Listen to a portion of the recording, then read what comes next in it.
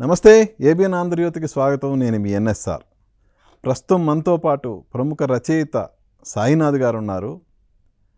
సాయినాథ్ గారి పేరు వినగానే మీడియంకి అతీతంగా అటు నాటక రంగం కావచ్చు, సినిమా రంగం కావచ్చు, టీవీ రంగం కావచ్చు, ఆయన కలం పరుగులు తీసింది, ఆడియన్స్ని మెప్పించింది. అటు ఏ సినిమాకు వచ్చిన ప్రేక్షకులనైనా, నాటక రంగ ప్రేక్షకులనైనా, టీవీని చూసిన ప్రేక్షకులనైనా మెప్పించింది. అలా ఆయన ఎన్నో దాదాపు 110 సినిమాలకు ఆయన రైటర్గా పనిచేశారు. ఇక విశ్వనాథ్ గారితో ఆయన జర్నీ అనేది చాలా ప్రత్యేకమైనది. అందులో భాగంగా సిరివెన్నెల లేటెస్ట్గా 40 years కంప్లీట్ చేసుకుంది. ఈ సందర్భంగా ఆ సినిమా గురించి, అలాగే తన కెరియర్ గురించి సాయినాథ్ గారు ఇప్పుడు ఏం చెప్తారనేది ఆయన మాటల్లో నిందాం. నమస్తే సాయినాథ్ గారు. నమస్కారం సుబ్బారావు గారు. ఎలా ఉన్నారు? బాగున్నాను సార్. చాలా గ్యాప్, మనం కలిసి ఎన్ని 2 ఏళ్ళు అవుతుందా? ఈజీగా. ఏం చేస్తున్నారు, ఏంటి? ఏముందండి, సినిమాలా చేస్తున్నా ప్రస్తుతం. అంటే భక్త కన్నప్ప తర్వాత, సన్ ఆఫ్ ఇండియా భక్త కన్నప్ప తర్వాత మన బాలి అనే ఒక సినిమా. ఓకే. అది కొత్త వాళ్ళే, అతను డైరెక్టరు. వాళ్ళది సినిమా చేస్తున్నా, దాదాపు 70% అయిపోయింది. ఓకే. అట్లాగే మా శేషశ్రీ అని ఆయన ఒక లవ్ స్టోరీ, ఆయనదే కథ. ఓకే. అది మై డియర్ గర్ల్ ఫ్రెండ్ అనే సబ్జెక్ట్. ఈ రెండు చేస్తున్నాయి అట్ ప్రజెంట్. దాదాపు 109 తెలుగు సినిమాలు, 15 కన్నడ, ఒక 9 హిందీ, ఒక 7 తమిళ్. వీటి తర్వాత ఇప్పుడు ఇలా కంటిన్యూ అవుతాం. క్షణం తీరిక లేదు అన్నంత బిజీగా రైటర్గా మీరు మీ కెరీర్ కొనసాగింది కదా. అవును. అంటే ఇప్పుడున్న స్టేజ్లో ఇలా సంవత్సరానికి ఒక సినిమా అలా కొంచెం. అవును, 2 సినిమాలు మ్యాక్సిమం. కొంచెం బోర్ కొట్టదా? అంటే 2 ఉన్నాయండి. నెంబర్ 1, ఇది ఎదురు చూసింది, ఇదేం పెద్ద కొత్తది కాదు. నా ఎదురుగా చాలామందికి మాత్రం 2 సినిమాలు కూడా ఇప్పుడు లేవు, ఆమె సినిమాలు రాసి 10 ఏళ్ళు అయిందని ఆకేళ్ళు బతుకుండా అంటుండేవాడు. అందరూ ధైర్యంగా చెప్పరు కదా. ఇప్పుడు చాలామంది రైటర్స్ కనబడినప్పుడు అంటారు, ఏంటి సార్ ఇప్పుడు ఇంకా సినిమాలు చేస్తున్నారు మీరు అని. అదే మన అదృష్టం అనుకుంటాం. పైగా చిన్న వ్యవహారం ఏంటంటే, అప్పట్లో పని తప్ప ఇంకేం తెలియదు. పిల్లలు పెద్దవాళ్ళు అవటం వల్ల చదువుకోవడం అన్నీ కూడా మేము మిస్సెస్ చూసుకునేది. ఇప్పుడు బాబు సాఫ్ట్వేర్ ఇంజనీరు, పాపకి పెళ్ళి అయింది, అల్లుడు సాఫ్ట్వేర్ ఇంజనీరే. సో వాళ్ళు రావటం పోవటం, వీడి సగలు తోవటం, ఈ ఇంటి వ్యవహారాలు ఇప్పుడు స్టార్టెడ్ ఎంజాయింగ్ ఇట్. ఓకే. కాబట్టి పెద్ద లోడ్ తెలియదు. పైగా నేను రెగ్యులర్గా సినిమాలు చూడటమో లేదా ఏదో కథ రాస్తుండటం. ఎందుకంటే ఒక 100 అనుకుంటే ఒక 20 జరుగుతాయి సార్. కాబట్టి మీకు తెలియంది ఒకటి వెళ్తూ ఉంటుంది. బయటకు వచ్చే సినిమాలు 2-3, బట్ 10 సినిమాలకి సంవత్సరం వచ్చి మాట్లాడి డబ్బులు ఇచ్చి అడ్వాన్స్ దాకా ఇచ్చి కొంతమంది, ఏదో ఫస్ట్ పేమెంట్ ఇచ్చి కొంతమంది, స్క్రిప్ట్ రాయించుకొని కూడా సినిమా తీయకుండా, ఇట్లా నాకు చాలా తగిలాయి. సరే, మనం ఏం బయటికి చెప్పుకోలేము ఆ పేర్లు. కాబట్టి బిజీ అన్నదే ప్రాబ్లం లేదు అసలు. ఇప్పుడు వర్క్ ఉంటూనే ఉంది, ఖాళీగా ఉన్నానే అనే ఫీలింగే రాలా. అది ఈ ప్రజెంట్ జనరేషన్కి మిమ్మల్ని మీరు అప్డేట్ చేసుకోవడానికి అసలు ఏంటి, మీరు ఏం చేస్తుంటారు? నిన్న కూడా పెద్ద చూశాను సార్. అలా రెగ్యులర్గా థియేటర్లో సినిమా చూడటం, థియేటర్లో, ఇంట్లో కూర్చొని ఓటీటీ అలాగే చూస్తాం. థియేటర్లో at least once in a week, once in a 15 days వెళ్ళటం వల్ల ఆడియన్స్ పల్స్, యూత్ పల్స్ తెలుస్తాయి. ఖచ్చితంగా ఇప్పుడు మా అసిస్టెంట్లు ఉంటారు 2-3, అందరూ కూడా యూతే, ఒక 20-25 కుర్రాళ్ళే పెట్టుకుంటాం. ఓకే. సో ఈనాటి యంగర్ జనరేషన్ ఏమి చూస్తుంది, ఏం మాట్లాడుతుంది, ఏం కావాలంటుందో అనే మ్యాగజైన్లో తెలుస్తాయి. పర్టికులర్గా నెట్లో బోల్డ్ అన్నీ ఉంటాయి, యూట్యూబ్లో తెగ తిరుగుతాయి. మనం ఏ కాఫీ హోటల్కి వెళ్ళి కూర్చున్నా కూడా, అంటే కొంచెం కాఫీ డే లాంటిది, ఈ ప్రజెంట్ డే జనరేషన్ యూత్ చాలా టైం స్పెండ్ చేస్తారు అక్కడ. Okay. We can observe them. So observe చేయడానికి బ్రహ్మాండమైన లొకేషన్స్. పర్టికులర్గా రైల్వే స్టేషన్ కూడా ఒకటి, అది మెట్రో స్టేషనే. వెళ్తే you can observe most of the people, how they behave, how they talk, how they enjoy life. కుర్రాళ్ళ గురించి మనం మెయిన్గా అది తెలుసుకోవచ్చు, అది ప్రాబ్లం కాదు. అది ఏంటి సార్ మీరు గమనించింది ఏంటి అసలు ఈ ప్రజెంట్ జనరేషన్? అంటే మీ టైం నుంచి ఆ తర్వాత జనరేషను, ఇప్పుడు జనరేషను, ఈ ట్రాన్స్ఫర్మేషన్ అనేది ఒక రైటర్గా మీరు గమనించిన తేడా ఏంటి అసలు? కరెక్ట్. ఇప్పుడు సింపుల్గా చెప్పాలంటే 80 to 90 భయం, భక్తి, శ్రద్ధ, వినయం ఇవి ఉండేవి. భయం, భక్తి, భయంతో కూడిన వచ్చిన భక్తే, భయంతో కూడిన వచ్చిన వినయమే. బట్ శ్రద్ధ అన్నది ఇన్బిల్ట్ ఉంటుంది. ఇది ఒక 80 to 90. 90 to 100 చిన్న స్వేచ్ఛ, భయం అంత లేదు, తగ్గింది.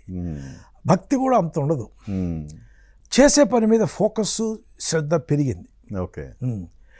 వినయం అనేది లేదు కానీ ఫ్రాంక్గా ఉండటం అనేది స్టార్ట్ అయిపోయింది. ఓకే.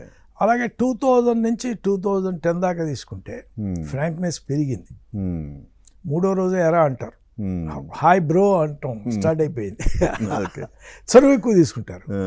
చాలా తగ్గిపోయాయి స్నేహాలు, వ్యాపార బంధాలు, ఆర్థిక సంబంధాలే పెరుగుతున్నాయి.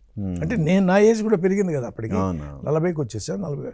సో న్యాచురల్గా కూడా జనరేషన్స్లో కూడా they are more inclined for their earnings. దానికి 30 దాటితే 25 దాటితే they are more inclined for their earnings. దానికి ఏంటి నాకు అనేది ఎక్కువ. అది వరకు అంత ఉండేది కాదు మనకి. పెద్దవాళ్ళు చెప్తే కానీ ఉద్యోగం సంపాదించాలని కూడా తెలియదు. అలాంటిది రాను రాను they have become more smart. ఈ 2010 నుంచి 2026 వరకు చూసుకుంటే ఎక్స్ట్రాడినరీ. ఎందుకంటే they know how to filter people. Okay. ఎవరితో ఎప్పుడు ఎక్కడ ఏ అవసరం ఉంటుందో అదే ఫోకస్. వాడు రిలీఫ్ అనేది ఆలోచించాడు, అవసరం లేదు వాడికి. వాడు ఇల్లే రిలీఫ్, ఎక్కడ రిలీఫ్ ఉంటుందో వాడు. తక్కువ మంది ఫ్రాంక్గా చెప్పాలంటే ఒకప్పుడు తాగుబోతులు ఎక్కువ ఉండేవారు. ఈవినింగ్ అయితే బార్లలో కుర్రోళ్ళు ఎంజాయ్ చేయటం అనేది. పర్టికులర్గా 20th నుంచి ఇప్పుడు దే ఆర్ మోర్ ప్రాక్టికల్. తాగుడు కూడా ఒక బిజినెస్ మీట్ అయితేనే వెళ్తారు, కానీ తాగుబోతులు అనేవాళ్ళు తగ్గిపోయారు. మనం కంఫర్ట్గా చూడొచ్చు మిడిల్ క్లాస్లో కూడా కంపారిటివ్గా. ఎడ్యుకేటెడ్ బాగా పెరిగారు. ఎందుకంటే లేడీస్ ఎప్పుడైతే ఎడ్యుకేటెడ్ అయ్యారో హస్బెండ్ కూడా చాలా కేర్ఫుల్గా ఉండటం స్టార్ట్ అయిపోయింది. వే ఆఫ్ లైఫ్ మారింది, ఎర్నింగ్స్కి ఇంపార్టెన్స్ పెరిగింది. సో ఇవన్నీ రకరకాలుగా ఈ అబ్జర్వేషన్స్లో యూత్ అన్నది మాత్రం they are more practical now, they are more dynamic. ఎలా డెవలప్ అవ్వాలి తప్పన ప్రతి కుర్రాళ్ళు ఉంటుంది. మునుపులాగా రిలాక్స్ అయిపోదాం, లైఫ్ ఎంజాయ్ చేయడానికి అనే మాటే లేదు అసలు. అందుకే కంపారిటివ్గా చెప్పాలంటే అంటే ఇది నిజం. 2000 నుంచి 2010 కన్నా 10 to 20, 20 to 26 మోర్ ప్రాక్టికల్. అసలు లవ్ స్టోరీలు తక్కువ కాలేజీల్లో, హై స్కూల్స్లో. దెన్ దట్స్ ఓకే అని పిచ్చి పిచ్చిగా లేవు. They are more practical, more into real life. అది ఆ ప్రాక్టికల్ లైఫ్కి దగ్గరకు వచ్చారు. ఇది ఖచ్చితంగా నా ఒప్పుకోవాల్సిన నిజం. They are more responsible comparatively అప్పటికన్నా. అంటే రెస్పాన్సిబుల్ లవ్స్తో పాటు అండి టేక్ ఇట్ ఈజీ లెవెల్ కూడా ఎక్కువైపోయినాయిగా. అంటే ఇద్దరు అండి వన్ నైట్ స్టాండ్ అంటాం చూడండి. అవును. మీరు నేను కలుస్తాం, ఒక 1 రోజులు ఆ అమ్మాయితో తిరుగుతాడు. కొంచెం ఆ అమ్మాయి వీడికి డబ్బు ఉందంటే పచ్చిగా అయితే ఇంక కొంత వాడికి ఏం పెద్ద అభ్యంతరం చెప్పకపోవచ్చు. ఇద్దరికి సరదా తీరాక ఇద్దరు ప్రాక్టికల్గా ప్రిపేర్ అవుతారు. అదేం పెద్ద డిసప్పాయింట్ అయ్యే ఆత్మహత్యలు చేసుకునే రేంజ్ లేనే లేదు. Both girls and boys. అలాగే రిచ్ అండ్ పూర్, దీనికి ఏం పెద్ద క్లాస్ డివిజన్ లేదు. They are more friendly actually. ఇప్పుడు 80% ఫ్రెండ్సేనండి. ఓ 20% సీరియస్గా ఎయిదర్ 10% ఇంటూ ఫిజికల్ అటాచ్మెంట్, ఇంకో 10% డ్రీమ్స్, పెళ్లి గిళ్ళి వ్యవహారంగా. తక్కువ 80% they know that it's any day will have to say good bye అని. అంత ప్రాక్టికల్గా ఉన్నారు అబ్బాయిలంతా అమ్మాయిలంతా. ఇప్పుడు అందుకే మునుపులాగా మనం చూడట్లేదు. డిసప్పాయింట్ ఆత్మహత్య చేసుకున్న యువతి ఇట్లాంటివి ఉండవు. అబ్బాయి కానీ అమ్మాయి కానీ they know where they are going, how they are going. అలాగే ఇది కుదరపోతే ఇంకోటి అనే ధైర్యం బాగా ఉంది ఆ పిల్లలకి. రియల్గా ఈ younger generation they are more practical. You should accept it. అది నా ఫీలింగ్. నా అబ్జర్వేషన్ ప్రకారం ఈ జనరేషన్లో సేమ్ జెండర్ లవ్స్ కూడా ఎక్కువైపోయినాయి కదా. ఓహో, ఫ్రాంక్గా చెప్పాలంటే విన్నటమే తప్ప నేను నమ్మను. అంతగా నాకు ఎదురుపడలా ఫ్రాంక్గా. కథల్లో చదవటం, న్యూస్లో చదవటం ఉంటుంది, కానీ సేమ్ జెండర్ అని లెస్బియన్స్, హోమోసెక్స్ అని వాళ్ళని అంటారు. అప్పటి నుంచి కూడా విజయవాడ అనే వాళ్ళు ఉండేవారు. బట్ ఇప్పుడు ఎక్కువైంది అనేది వింటున్నాం, అది మాత్రం. బట్ కంపారిటివ్గా మనకి తగలే ఎవరు అలా ఉన్నారని విన్నాం. కరెక్ట్. అంటే ఇది ఏమవుతుందంటే పిచ్చితనం, అది రియల్గా చాలా పిచ్చితనం. మెంటల్గా వీక్గా ఉన్న ఒక అబ్బాయి అవతల రిచ్గా మెంటల్గా స్ట్రాంగ్గా ఉన్న ఒక అబ్బాయితో ఇంకా సరెండర్ అవటం, అది పిచ్చితనమే. అలాగే అమ్మాయిలు కూడా లేకపోతే యాక్చువల్గా ఆపోజిట్ సెక్స్ తప్ప ఎవరికి పెద్ద దాని మీద ఇంట్రెస్ట్ ఉంది. 80-90%, 10% 20% ఉంటారు.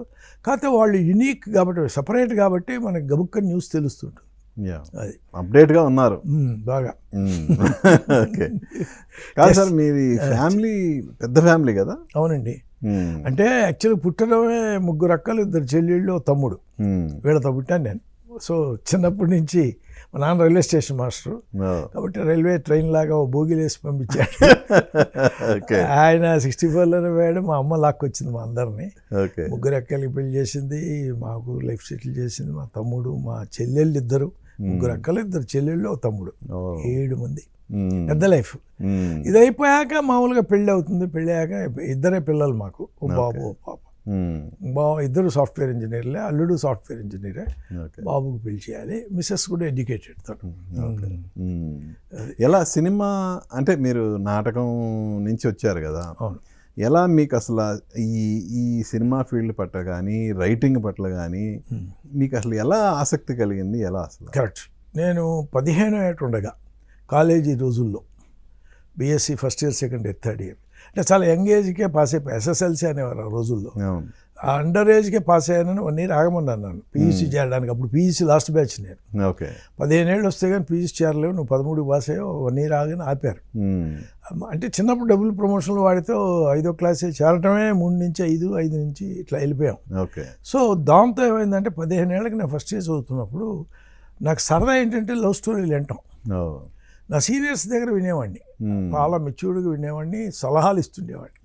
వీడు ఒక సలహా సంప్రదింపులంట అని కొంచెం బ్యాచ్ తయారయ్యింది. First year, second year, third year. So నేనేం రాసా, ప్రేమమూర్తి సుధా అని ఒక లవ్ స్టోరీ రాసా మ్యాగజైన్కి, కాలేజ్ మ్యాగజైన్కి, ఎస్ఆర్ఆర్ కాలేజ్ రాసా ఒకటి. నాలో రైటర్ ఉన్నాడని ఫస్ట్ టైం అప్పుడే తెలిసింది. ఎవరైతే సలహాలకు వస్తున్నారో వాళ్ళందరూ ఎదురుగా మెచ్యూర్డ్గా ఉండటం కోసం ఈ కథ రాసా. వాళ్ళకి నచ్చింది అది. అంతేగాని నాలో రైటర్ ఉన్నాడని తెలియదు. నా అదృష్టం మా కాలేజే జంజాల గారు, ఆయన మాకు 2 years సీనియర్. నేను రాసిన మ్యాగజైన్లో కథ చదివాడు. చదివి కళాభారతిని తన ట్రూప్కి పిలిచాడు. నేను వెళ్ళాను.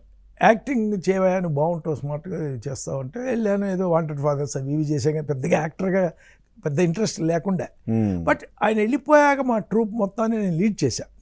అడ్మినిస్ట్రేటివ్ కెపాసిటీ, ఒక టీమ్ లీడర్షిప్ సరదా నాకు మొదటి నుంచి. దాంతో మా టీం కళాభారతి అనేది ఆయన వెళ్ళిపోయినా వీళ్ళు లీడ్ చేస్తున్నాడని సత్యానంద్ గారు ఆయన కలిశారు. కలిశాక రాజేంద్రరావు గారి సలహాతో సత్యానంద్ జంజాల మీరు సలీం జావేద్ లాగా కలిసి ఇస్తే బాగుంటుంది, సత్యానంద్ కథల వైపు ఎక్కువ చేయగలడు, నువ్వు డైలాగ్ బ్రహ్మాండం చేస్తావు కదా అంటే మీ ఇద్దరికి ఒక అసిస్టెంట్ ఉంటే బాగుంటుందని రాజేంద్రరావు సజెస్ట్ చేస్తే సత్యానంద్ గారు ఏమంటే మీ బెజవాడ కుర్రోడు ఎవరో ఉన్నాడు అన్నారు కదా మీరు, అది మెడికల్ అపాయింటెడ్, ఇంగ్లీష్ కూడా వచ్చు అంటే సరే పిలిపిద్దామని నన్ను పిలిచారు. నాకు 3000 ఇస్తే వస్తా అన్నా. ఎందుకంటే నాకు 1800 బేటాలు వస్తాయి మెడికల్ రిప్రజెంటేటివ్ రన్ బ్యాక్సీలో, 1200 శాలరీ. నా మీద చెప్పే కదా, ఒక 2 చెల్లెళ్ళు తమ్ముడు, అక్కలే పెళ్ళిళ్ళు అయిపోయినాయి కానీ 2 చెల్లెళ్ళు తమ్ముడు ఉన్నాడు, అందరూ చదువుతున్నాడు కాలేజీలో. నాకు నెలకు 3000 నథింగ్, మినిమం కావాలన్నమాట. 1800 ఇంటికి, 1200 నా తిరుగులకి ఉండేది మెడికల్ రిప్రజెంటేటివ్గా. 1800తో మా అమ్మ 600 దాచి 1200తో మేనేజ్ చేసేది. సరే కానీ వీడు డిస్కస్ చేయొద్దు మనం, వీడు వదలడు అని మా జంజాల గారు సత్యాన్ని 3000 ఏంటంటే 1000 రూపాయలు వేసుకో కానీ అస్సలు రాడు, నువ్వు 2900కి ఒప్పించు నువ్వు అని ఇట్లా తమాషా జోకులు వేసి సత్యానంద్ గారు చాలాసార్లు రాశారు కూడా ఇది. సరే మొత్తానికి 3000 చేరిపోయారు. సిన్సియర్గా ఇచ్చేవారు. ఎంత మంచివాడు అంటే జంజాల గారు, దీపావళి వస్తుందంటే ఇంకో 3000 ఎక్స్ట్రా, ఉగాది వస్తుందంటే ఇంకో 2000 ఎక్స్ట్రా, ఊరు పోయినా టికెట్లతోనే. మొత్తానికి వైభవం 9 నెలలే అనుభవించా. 6వ నెల నుంచి తగులుకున్నాడు వంశీ. జంజాల గారి కోసం వచ్చానండి నేను, కానీ మీ గురించి జంజాల గారు చెప్పారు, బ్రేక్ ఇవ్వాలి అతనికి, నాగేశ్వరరావుతో నేను చెప్తానని. మీ మీద ఆయనకే నమ్మకం ఉంటే నాకేదో కూడా. వంశీ వల్ల సితార అలా వచ్చింది. అలా అనుకోకుండా సినిమా స్క్రీన్ ప్లే లాగా అయింది లైఫ్. ఏది నేను ప్లాన్ చేసి రాలా. అస్సలు నాకు తిట్టేవాడు, రఘు సినిమా ఫీల్డ్ అంటే పిచ్చి ఫీల్డ్, బిఎస్సి భాష డీసీపీ చేసి జాబ్ చేసుకో గవర్నమెంట్, నీకెందుకు అది అని తిట్టా. అతను ఒకటే నవ్వాడు. నా ఫస్ట్ సినిమాకి అతనే మ్యూజిక్, అదే కెమెరామెన్, స్వాతి ముత్యానికి అతనే కెమెరామెన్ రిలీజ్ చేసాం. సో డెస్టినీ అంతే అని అనుకుంటాను నేను. ఇవాళకి కూడా నిజంగా నాన్ స్టాప్గా 10 years. ఎందుకంటే సితార చేస్తున్న ఫస్ట్ ఇయర్ నుంచి సితార, ఛాలెంజ్, పుణ్యస్త్రీ, ఏదో ఉక్కు సంఖ్యళ్ళు, ఇంకోటి ఏదో పారిపోయిన ఖైదీ, ఇట్లా 10వ సినిమా నాకు నెక్స్ట్ అదే బ్యానర్లో. అంటే 84 ఏప్రిల్కి నా సితార రిలీజ్ అయితే 85 ఏప్రిల్ నేను వాళ్ళకి స్వాతిముత్యం చేస్తున్నా. మా విశ్వనాథ్ గారిని పిలిచి అప్పుడు వచ్చి దండం పెట్టి చెప్పే గుర్తుందా నీకు, 10 yearsలో 1 yearలో 10 films, ఇది 10th film అంటగా నీకు అని. అవును సార్ దేవుడు దయండి, గ్రేట్ అయ్యా బాబు, ఏమిటి 10 films ఏంటి 1 yearలో నీకు అని. బాగా దూకుడు ఎక్కువ అనుకుంటాను, ఉపయోగపడిందా ఇలా తెగడుగుతుండేవాడు. విశ్వనాథ్ గారితో అది ఫస్ట్, స్వాతిముత్యం ఫస్ట్.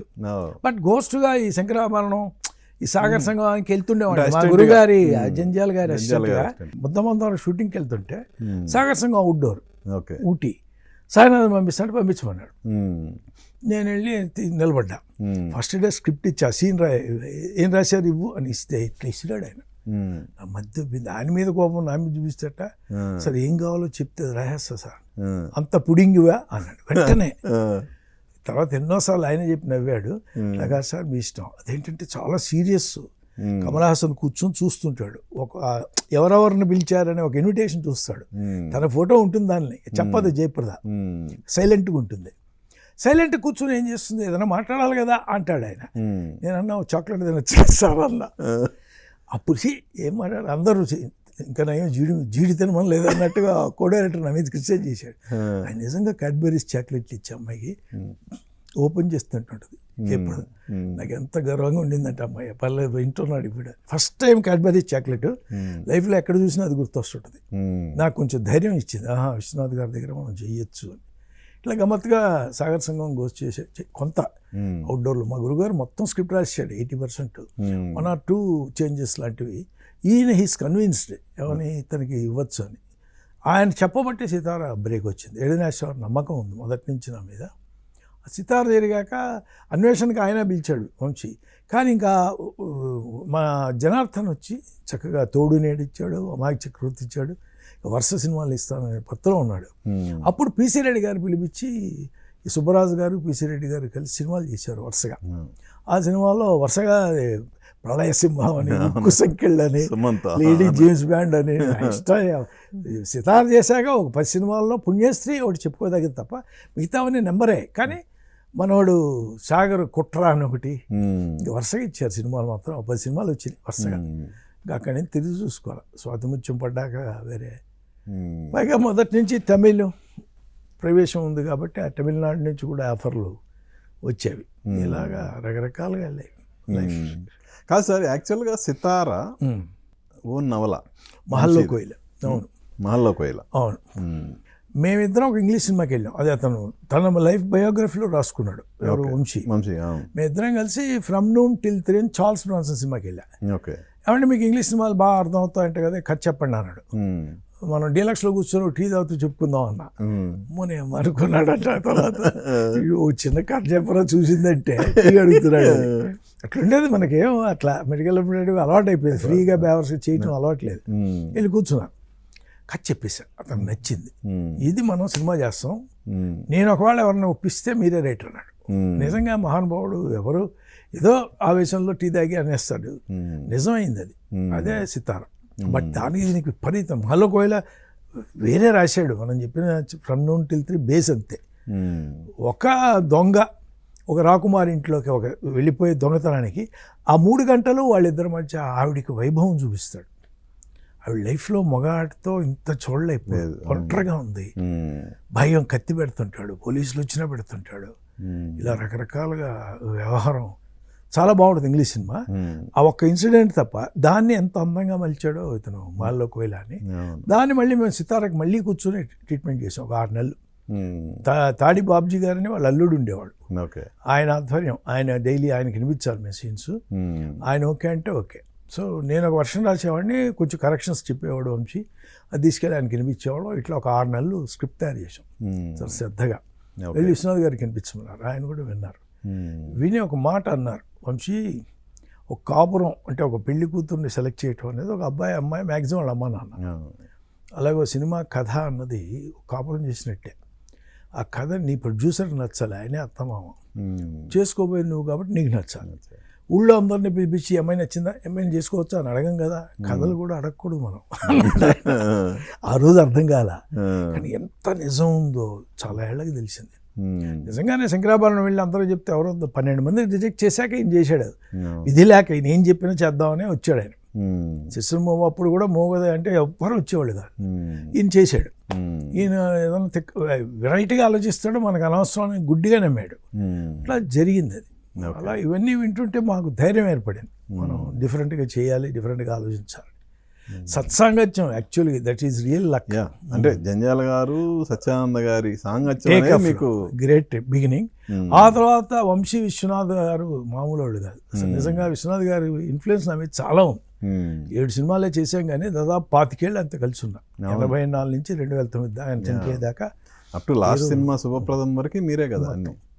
ఏ రోజు అసలు ఆయనతో నేర్చుకోవడమే తప్ప ఆయన కూడా బాగా ఎంకరేజ్ చేశారు, ఇంకెవరిని రానివ్వాలి. దేవుడి దయ అది అంతే. కాదు సార్, ఆయనకి బాగా సెంటిమెంట్లు ఎక్కువ కదా, బాగా ఎక్కువ. ఎస్ అనేదే సెంటిమెంట్. సినిమాలకి ఎస్ అనేది అంటే సినిమాలకి సెంటిమెంట్ కాకుండా వేరే సెంటిమెంట్లు ఏమైనా ఉన్నాయా విశ్వనాథ్ గారికి? అంటే ఎదురు చూడటం, ఎదురు రావటం, పొద్దున్న లేవగానే ఏం జరిగింది, ఇవన్నీ ప్రతి చిన్న విషయం పట్టించుకుంటామండి. అసలు మార్నింగ్ మనం కలిస్తే శుభం మాట్లాడాలి. నేను రాత్రి ఒక యాక్సిడెంట్ అయింది, నేను ఇప్పుడు మీ జ్ఞాపకం ఉందో లేదో, ఏచూరి అని ఇప్పటికీ ఉన్నాడు ఆయన, అవును, జర్నలిస్ట్. అవును. ఆయనకి ఎక్కడ లేని ప్రమాదాలన్నీ చెప్పడం సరదా. ఎక్కడెక్కడ ఎవరెవరు ఇడిపోయారు, ఎవరు కొట్టుకున్నారు, ఎక్కడ యాక్సిడెంట్ అయింది అని చెప్పాలి, సెట్ తిరిగి ఎక్కడ పడింది అని. అతన్ని చూస్తే మాత్రం రాని వద్దని పత్తలో ఉండేవాడు. తర్వాత ఎప్పుడు ఆ ఏచూరి మా వీధిలోనే మెడ్రాస్లో నేను పిలిచి చెప్తే ఆయన అలా అంటాడు, కానీ నేను అంటే లైక్ చేసేవాడిని. నన్ను మధ్యాహ్నాలు వెలిపించి అడిగేవాడు అన్నాడు. వార్త ఆయన వస్తే మ్యాగజైన్ లాగా ఉంటుంది, మొత్తం ఇండస్ట్రీ విషయాలని మనం అడక్కపోయి చెప్తుంటాడని. ఇలా ఉండేది తమాష. ఆ ఎస్ సెంటిమెంట్ అనేది ఆయనకి ఎలా వచ్చిందండి? అంటే ఆయన బయట చెప్పరు, కానీ మొదటి నుంచి కూడా ఆయనకి ఎందుకో సక్సెస్ ఎస్ మీద మొదటి నుంచి. ఇంత చూస్తే ఆయన ఆత్మగౌరవం ఉన్న సినిమాతో స్టార్ట్ అయ్యాడు. ఆయన ఏమి ఎస్ కాదు. మధుసూదనరావు గారు చూసుకుంటే ఎం ఆయన. ఆదుర్తి సుబ్బారావు గారు ఒక్కళ్ళే ఎస్, పోని ఆదుర్తి తీసే సుబ్బారావు అంటే. మరి ఎందుకు స్టార్ట్ అయిందో మీ ఈరోజు అడగల, బాగోదు కదా అందుకే. బట్ డెఫినెట్గా ఎస్ అన్నది ఆయనకి ప్రతి సినిమా ఎస్సేగా. ఎస్ టైటిల్ లేకుండా సినిమాలు లేవు. చిరంజీవి గారి ఆపద్ బాంధవుడు అని పెట్టారు, మరి అది ఒక్కటే. అది జంజాల గారు అందుకే అది పెద్దగా అనుకున్నంత కాల. ఆపద్ బాంధవుడు కొంచెం తప్పనిసరిగా పెట్టాడు, కానీ ఆయనకి ఇష్టం లేదు. దానికి ఏదో పెట్టారు ముందు, సాంబయ్య అట్లాంటిది ఏదో, అది వద్దని మార్చి ఇట్లా చేశారు. దానికి ఎస్ లేదు. తక్కువ సినిమాలకి ఆయనకి ఎస్ లేకపోవడం అనేది వెరీ రేర్. మేము చేసిన స్వాతిముత్యం, సిరివెన్నెల, శుభప్రదం, స్వయం కృషి, స్వర్ణకమలం అన్నీ ఎస్సే, అన్నీ హిట్లే. దేవుడి దయ. సక్సెస్ అండి మెయిన్. కంటిన్యూస్ సక్సెస్ చేశాను నేను. ఆయనతో చేసినవన్నీ సక్సెస్ అవడంతో న్యాచురల్గా సెంటిమెంట్ ఉంటుంది కదా, అది కంటిన్యూ అయింది. ఎస్లో భాగంగా సిరివెన్నెల సినిమా, అవును, రీసెంట్గా 40 years కంప్లీట్ అయింది. అవును. సో ఆ సినిమాకి మీరే డైలాగ్ రైటర్. అవును. మామూలుగా ఒక లైన్గా చెప్తే అసలు ఎవరు ఒప్పుకోరు, సినిమా తీయడానికి ఒప్పుకోరు, చేయడానికి ఒప్పుకోరు. సో ఫస్ట్ పాయింట్ మీకు చెప్పినప్పుడు మీకు ఏమనిపించింది? ఆయన స్వాతిముత్యం జరుగుతున్న రోజుల్లో దాదాపు 1.5 years షూటింగ్కి వెళ్ళాం. ఎందుకంటే కమలాసన్ కాబట్టి డేట్స్ దొరికినప్పుడు ఇచ్చేవాడు, రాధిక దొరకాలి, ఇవ్వాలి, ఇద్దరు మంచి లీడింగ్ అప్పుడు. సో దాదాపు 2 years పట్టింది అది కంప్లీట్ చేయడానికి. మాకు ఎక్కువ గ్యాప్లో ఆయనతోనే కూర్చోవాలి. ఒకరోజు మధ్యాహ్నం డిస్కషన్ జరుగుతుంటే షూటింగ్లోనే, ఇది విశ్వనాథ్ గారి స్వాతిముత్యం షూటింగ్లో రాజమండ్రిలో, సాయంత్రం నువ్వు గుర్తు చేయి, నీకు ఒక పాయింట్, హీరో గుడ్డివాడు, హీరోయిన్ మోగది. సార్ ఏంటి సార్ ఇది అని. నేను అప్పుడు సంజీవ్ కుమార్ సినిమా ఒకటి వచ్చిండే, యాక్చువల్గా మోగవాడు అనేది ఉంది ఖామోష్ అని. ఆ ఖామోష్ తప్ప ఇంకేది తెలియదు నాకు. ఒక ఖామోష్ అది కాదు, ఇక్కడ హీరోయిన్ మోగది, హీరో గుడ్డివాడు అని. సాయంత్రం వెళ్ళినప్పుడు రేపు చెప్తాను అన్నాడు. యూ డోంట్ బిలీవ్, 15 రోజులు ఊరించాడు, చెప్పలా. షూటింగ్ అయిపోయి ఇంకా రేపు ప్యాకప్ నైట్ వెళ్తున్నాం అంటే ఆ రోజు చెప్పాడు. ఒక 2 లైన్లు ఎక్కువ చెప్పాల. అతను వండర్ఫుల్ ఫ్లూట్ ఆర్టిస్టు, గుడ్డివాడు, సెలబ్రిటీ అవుతాడయ్యా. ఈ అమ్మాయికి మహాపిచ్చి సంగీతం అంటే, కానీ మొగది. అతను చూడలేడు, ఈ అమ్మాయి చెప్పలేదు. లవ్ సీన్స్ ఎలా చేస్తావు, నువ్వు చెప్పాక మాట్లాడదాం అన్నాడు. అది ఎప్పుడు లేదు, అది సీరియస్గా వాళ్ళు ఎప్పుడు తిరుగుతుండేవారు. వాళ్ళ శ్రద్ధ భక్తి మామూలుగా ఉండేది కాదు. చింతా రామకృష్ణారెడ్డి, భాస్కర్ రెడ్డి అని నిర్మాతలు. మా స్వాతిముత్యం జరిగిన షూటింగ్లో కనీసం 10 సార్లు వచ్చి ఉంటారు. ఎప్పుడు మేము ఊరు వెళ్ళినా వస్తుంటారు. వాళ్ళు వచ్చి కనబడటం, ఆయన దగ్గర కూర్చోవటం, వెళ్ళిపోవటం. అప్పుడు నేనేమైంది మామూలు మాటలు, అద్భుతంగా ఉంది మీరు చేయబోయే కదా అన్నా. ఇంకా వాళ్ళకి అసలు విపరీతంగా మెచ్చుకుని తర్వాత వెళ్ళి ఎప్పుడో ఆయన దగ్గర అనేశారు, చాలా బాగా వస్తుంది అంటే కదా సార్ సాయి గారు చెప్పి. ఈ నెక్స్ట్ డే పిలిచి దుబ్బులేశారు. ఇవన్నీ మాట్లాడతావు, నేను రైటర్ అని చెప్పాను, నేను ఏదో షేర్ చేశాను, ఎక్కడ అబ్సల్యూట్ సీక్రసీ ఉండాలి ఇక్కడ అని ఇట్లా సీరియస్గా చెప్పినా సరదాగానే అలాగే సార్ అన్నా. కరెక్ట్గా సిరివెన్నెల ట్రావెల్ మాత్రం గ్రేట్ అండి. నన్ను సర్ప్రైజ్ చేశాడు ఆయన. అసలు ఒక కథ ఇంత ఊహించే పరిస్థితి లేదు అది. కానీ యాక్చువల్ నిజానికి అంతకుముందు అంగవైకల్యం బేస్డ్ సినిమాలు కలిసి చాలా వచ్చినాయి, అటు తెలుగులో వచ్చినాయి, అదర్ లాంగ్వేజ్లో వచ్చినాయి. కానీ అవి కొంచెం స్టార్ కాస్ట్ బేస్డ్ ఉన్నాయి, వచ్చినాయి. కానీ ఇక్కడికి వచ్చేతలకి సర్వదమన్ బెనర్జీ అసలు ఎవరో తెలుగు ఇండస్ట్రీకి తెలియని మనిషి, మున్మున్ సేన్ బెంగాలీ అమ్మాయి, ఇక సుహాసిని గారు ఎటు ఉన్నారు, అది ఓకే. కానీ వాళ్ళని తీసుకొని అసలు జనాదరణ పొందేలా చెయ్యగలము అని ఆయన ఎలా ఊహించారు? అసలు ఏంటి అసలు మెయిన్ ఏమైందంటే సార్, శంకరాభరణం ముందు శంకరాభరణం తర్వాత అని విశ్వనాథ్ గారిలో 2 ఫేజులు ఉన్నాయి. అది సరిగ్గా మనం కనుక గమనిస్తే ప్రపంచంలో ఎవరికి లేనంత ధైర్యం శంకరాభరణం వచ్చింది ఆయనకి. మనం ఏదైనా కరెక్ట్ అనుకొని చేసేయగలం. దాంతో అట్ దట్ ఏజ్ 50 years అలా ఉంటాయి అప్పటికి, ఎర్లీ మార్నింగ్ కూర్చొని తన ఇష్టం వచ్చింది రాసుకునేవాడు. చెప్పేవాడు చాలాసార్లు ఈ విషయం మాతో షేర్ చేసేవాడు, అది ఇచ్చిన ధైర్యం గురించి. ఎర్లీ మార్నింగ్ కూర్చొని 4 లైన్లు రాసుకుని అది మాతో చెప్తుండేవాడు. నాతో సిరివెన్నెల అనే దానికి పుట్టుగా ఒక్కొక్క సీన్లు తయారు చేసుకుంటుంటే ఆయన చెప్తే వింటమే, మన కంట్రిబ్యూషన్ కంపారిటివ్గా తక్కువ. 85% ఆయన చెప్తే 10-15 ఉంటుంది. మనం చెలవల పొలవలు అందించడం, కామెడీ.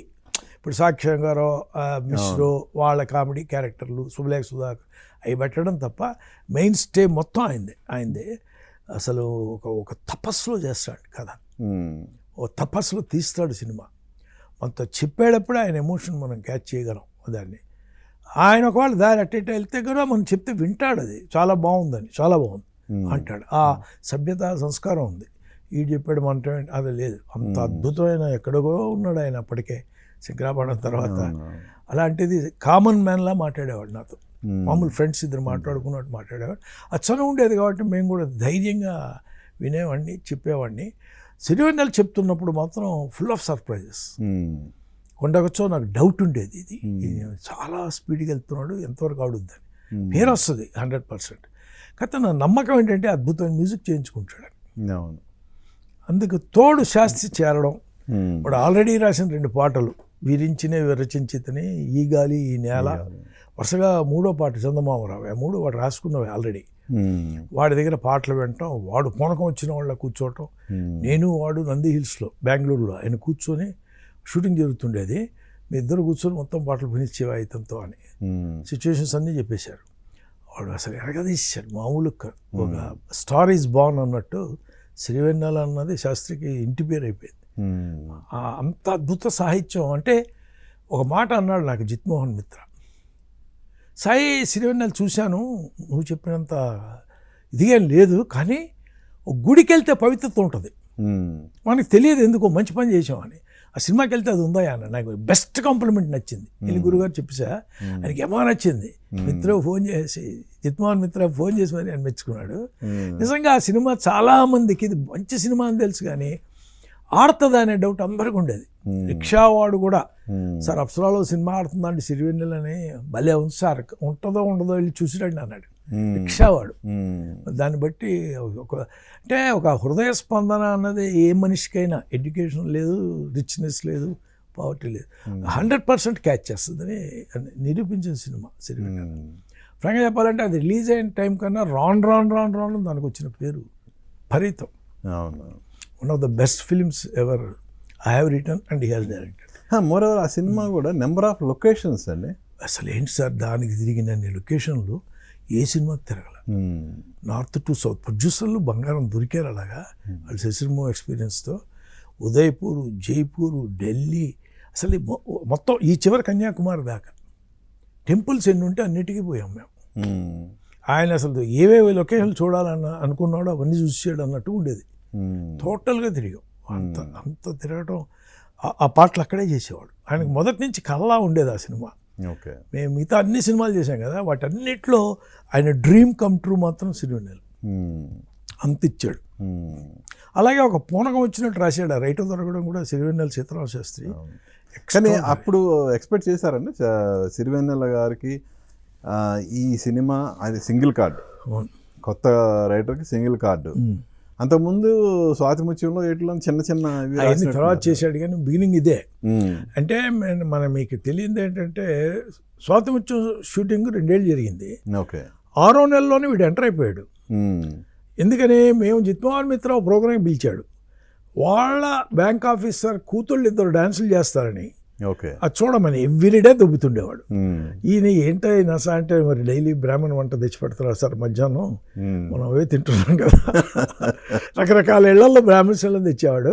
ఇది ఎవరు చేసేవారు? బ్యాంక్ ఆఫీసర్ భార్య అందరికి విశ్వనాథ్ గారికి పంపిస్తున్నావు, నువ్వు ఏదైనా కూర పంపి పంపితే అందరు కలిసి ఇంటికి తెచ్చేవారు. వాళ్ళ పిల్లలు డాన్స్ చూడకపోతే బాగుందంటే ఆయన అమ్మో ఇంత కమిట్మెంట్ ఉందా, సరే చూద్దామా సండే పెట్టమని అన్నాడు. మేము సండే వెళ్తే ఆ పిల్లల్ని వదిలేసి నీ పాట ఎవడు రాశాడు కొనుక్కోవాలి. వెంటనే ఇలాగ కాకినాడ పనిచేస్తా అంటే టెలిఫోన్స్లో ఆ కుర్రాన్ని పిలిపించాను. అసలు ఈ గాలి ఈ నేల అని వచ్చింది, చక్కగా విరించినే విరచించింది రెండు. ఆ పాటలు రాసినవాడు ఎవడని పిలిస్తే వాడిని పాడరా అంటే వరుసగా ఇడు పూనకం వచ్చినట్టు పాడేస్తున్నాడు. ఇక వాడిని మెడ్రాస్కి ఎప్పుడు వస్తావు, నువ్వు 15 రోజులు సెలవు పెట్టు రమ్మని వాడిని కూర్చోబెట్టి, వాడిని మళ్ళీ బెంగళూరు తీసుకెళ్ళి నన్ను కూర్చోబెట్టి ఆ సిరివెన్నెల కథ చెప్పి ఆ ట్రీట్మెంట్ చెప్పి పాటలు రాయమంటే రెచ్చిపోయాడు. అసలు మామూలు ఇంకెవ్వరు వద్దయ్యా నేనే రాస్తాను అంటుండేవాడు. నీకు సింగిల్ కార్డు ఇవ్వాలని ఆయన ఉన్నాడు. ఆయనకి అప్పట్లో అంటే టైం అలాంటిది. వేటూరు గారికి ఆయన కొంచెం దూరం ఉండేది, ఎక్కడో తేడా వచ్చింది అప్పటికే కొంతకాలం. ఒక 1.5-2 years వేటూరు గారికి ఆయన కొంచెం అవాయిడ్ చేయాలనే టైంలో ఇతను ఎక్కాడు. అదృష్టం అది. రీజన్ ఏమని చెప్పారు సార్? ఏది వేటూరు గారికి ఆయనకి? ఏం లేదు సార్, చిన్నది సార్. పాపం జనరల్గా సినిమా ఫీల్డ్ జరిగేది. మెడ్రాస్లో ఉండి ఫిల్మ్ ఫీల్డ్లో ఎవరో రాజమండ్రి నుంచి ఒక ప్రొడ్యూసర్స్ని తీసుకొచ్చి వేటూరు గారు పరిచయం చేశారు, సినిమా చేస్తారని. అలాగే 2-3 సార్లు వేటూరు గారు వచ్చారు. ఆయన ఇప్పట్లో కుదరదా, నేను ఎవరికి పడితే వాళ్ళకి చేయలేను, నాకు రాసు గారు అడుగుతున్నారు, ఏంద్రేశ్వరం ఉన్నాడు, మన ఎప్పటి నుంచో సిరివెన్నెల వాళ్ళు ఉన్నారు తిరుగుతున్నారు, చూద్దాం మళ్ళీ తిప్పుకోవాలన్నాడు ఆయనతో. వాళ్ళు ఒక 3 నెలలు 4 నెలలకు వచ్చి సార్ మా దగ్గర 50,000 వాడేశాడు ఆయన, మీ డేట్స్ ఇప్పిస్తామని ఇప్పుడేమో కనబడకుండా అనేది నిజం పెట్టాడు. ఈయన కొంచెం మీరు ఇస్తే నాకు సంబంధం ఏమిటి, అలాంటివి చెప్పకూడదు ఆయన గురించి, బ్యాడ్ మీరు. లేదు సార్ మీరు డేట్స్ ఇస్తే బాగుంటుందని మావాడు తొందరపడ్డాడంటే పంపించారు. వేటూరు గారిని పిలిచి అడుగుదాం అనుకున్నాడు ఆయన. తప్పు కదా ఇది నువ్వు వాళ్ళ దగ్గర అని, మనకెందుకని పాట ఇవ్వటం ఆపేశాడు. ఆయనకి అర్థమైంది. నారాయణ రెడ్డి గారిని పిలిపించి రాయించాడు పాట. మతిపోయింది స్వాతిముత్యంలో మేమే ఉన్నాం. సువి సువి సువి ఆయన ఇలాంటి బాధ ఉందనేది ఓ 10 ఏళ్ళాక నాకు చెప్పాడు ఓ పెళ్లిలో. ఎవరు? విశ్వనాథ్ గారు, విశ్వనాథ్ గారు. వేటూరు గారితో ఎప్పుడో నేను కొంత ఆ తర్వాత సార్ ఇలా ఏమన్నా జరిగిందా అంటే తెలిసాయా, అందుకే అవాయిడ్ చేశాడు నన్ను, ఆ వెధవలు చెత్తలు నా కొడుకులు, నాకు ఏదో అవసరమైతే గౌకని కట్టారు, నేను మళ్ళీ ఇవ్వాలనుకున్నా కుదరలేదు, 40,000 పనులు సినిమాల పాటల్లో తీసేసి. సార్ వేటూరు గారు అంత ఫుల్ బిజీ రైటరు, బ్రహ్మాండంగా సంపాదించారు, ఎందుకు ఆయనకి అంటే ఇది మైక్లో చెప్పకూడదండి, అందుకని అంతకు మించి పాపం ఆయన మంచోడు. అవును, ఆయన ఖర్చులు పెట్టుకుంటాడు తప్ప ఎవరు డబ్బులు ఆశించాడు. మీరు అన్నట్టు కూర్చుంటే మార్నింగ్ నా ఎదురుగా నేను మా శంకరాభరణం సన్మానం చేద్దామని మేమందరం విజయవాడలో ప్లాన్ చేస్తే నేను సన్మాన మొత్తం నేను రాస్తాను అన్నాడు జంజాలతో. జంజాల గారు సై నీ పని ఒకటే, లాస్ట్ 2 days ఆయన వెంబడి తిరుగు 10 to 5 సన్మాన మొత్తం రాబట్టుకురా అన్నాడు. సరే పట్టుకొస్తానన్నాను. ఆ రోజున నాకు ఒక అదృష్టం, 10 to 5 ఆయనతో డైలీ 2 days ఉన్నా. మా పున్నమి రాత్రి ఇలా నా ఎదురుగా ఇలా కొట్టుకుంటూ 10 నిమిషాల్లో పాట ఎంతసేపు రాయగలమో అంతే చెప్పేస్తున్నాడు. అవతల రామసూరి అని కో-డైరెక్టర్, ఏఎం రామసూరి నల్లగా ఉంటాడు, ఆయన వచ్చి రాసేసుకుంటున్నాడు. పున్నమి రాత్రి అసలు ఆ పాట నా దీనిలో పున్నమి నాగులో టైటిల్ సాంగ్ ఎక్స్ట్రాడినరీ హిట్. అది కళ్ళు మూసుకొని చెప్పేశాడు. అలా ఇలా దొరకున్నా ఇటువంటి సేవ, బెడ్లో పడుకోనుండి శంకరాభరణం చెప్పేశాడు. అంటే అక్కడ వచ్చే నర్సులందరూ చాలా బాగా సేవ చేశారు.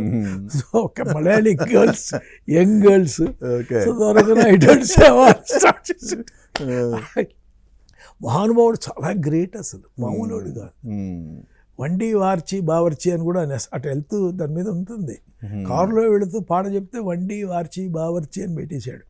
బావర్చి ముందు నుంచి వెళ్తున్నాడు. అసలు ఆయన లాంటి రైటర్ని అంత ముందు చూడాలి. తర్వాత నేను సీతారామశాస్త్రం చూశాను, శ్రీనారాయణ రెడ్డి గారిని చూసి చాలామందిని చూసాం. వేటూరి గారు అసలు వేరు. వీటన్నిటికీ చిన్న ఎగ్జాంపుల్ వేటూరి గారి గురించి చెప్తా. జంజాల గారు శంకరాభరణం ఇంత పెద్ద హిట్ అయింది, ఊళ్ళో అందరూ సన్మానాలు చేస్తున్నారయ్యా, మన కళాభారతి విజయవాడ తరఫున మనం సన్మానం చేయాలి అన్నాడు. ఎవరు? జంజాల గారు. బాలు గారు అన్నారు నేను వస్తాను అన్నాడు. వెంకటరెడ్డి గారు నాకు సగం ఖర్చు నాది అన్నాడు. ఖర్చు వద్దే వద్దు మహానుభావ, నువ్వు అసలు ముందు సన్మాన పత్రం నీకు బాధ్యత, డన్. ఇంకా ఇలా అయిపోయింది. ఒక 4 రోజులు ఉంది టైము, ఇచ్చేస్తా అన్నాడు. లాస్ట్ 10 daysలో సీరియస్ అయింది. ఎందుకంటే నేను వెళ్ళి పాణి అని ఒకడు ఉంటాడు పెయింటర్, చంద్రమోహన్ వాళ్ళ బామ్మర్ది. ఒరే రాయడానికి ఎంత అవుతుందో వాడు చాలా ఎక్స్ట్రా లాడు. ఎంత ఉంటుంది అన్నాడు. ఎంత ఉంటుందో డబుల్ పేజ్, ఒక 4 పేజీలు. 2 days అన్నాడు. ఏది రాయడానికి? అవును. 25 నువ్వు కాబట్టి, ఎవరైనా అయితే 5 days అన్నాడు. 2 days వెళ్ళి ఆ ఫ్రేమ్ కట్టేవాడిని అడిగా. సార్ మధ్యాహ్నం ఇంక కుడతా 2 o'clock నా 8 మணிకి కుడి ముడియం. సో 3 days టైం కావాలి, ఇంకా 7 days ఉంది మేము రాయాలి. ఈయనకి ఈ విషయాలు చెప్పావన్నీ నాకు వద్దా, ఆయన ఎప్పుడు ఇవ్వాలి నీకు, మ్యాక్సిమం 5th day ఇస్తే హ్యాపీ, నువ్వు ఇవాళ నుంచి 5 రోజులు number 25. You don't believe 5th day కాలా, 6th day మార్నింగ్ రాగానే అవ్వలేదా అన్నాడు. ఇప్పుడు పంపించవండి, నేను వస్తున్నాను చెప్పేస్తా అన్నాడు. వద్దే వద్దు, నువ్వు రాయి నేను రాస్తా, నువ్వు ఇప్పుడు ఏం వెళ్ళొద్దు. ఆయన మళ్ళీ ఫోన్ చేస్తే రేపు పంపిద్దాం అన్నాడు. ఆయన చేయలే. మేము ఇద్దరం రాసేసాం. 3rd day తీసుకెళ్ళి పనిగడికి ఇచ్చాం. వాడు కూర్చొని రాసేస్తున్నాడు. సార్ ఖాళీ ఉన్నాను, ఒకసారి నేను ఆయన దగ్గరికి వెళ్ళనా ఇప్పుడు అన్నాడు. ఆయన ఇప్పుడే స్నానం అటు వెళ్ళాడు, నా కళ్ళ ముందు వెళ్ళాడు. స్నానం చేసి మధ్యాహ్నం మళ్ళీ వచ్చి కూర్చుంటాడు. అనగానే వెళ్ళరా కానీ వేస్ట్ అయ్యా అన్నాడు. వెళ్ళు అన్నాడు. వెళ్తే నేను ఏమయ్యా అక్కడికి అయిపోయావు, 2 రోజులు కనబడలేదు అని కూర్చోని స్నానం చేసి వచ్చాడు. టేప్ రికార్డర్ ఆన్ చేయన్నాడు. ఆన్ చేశా.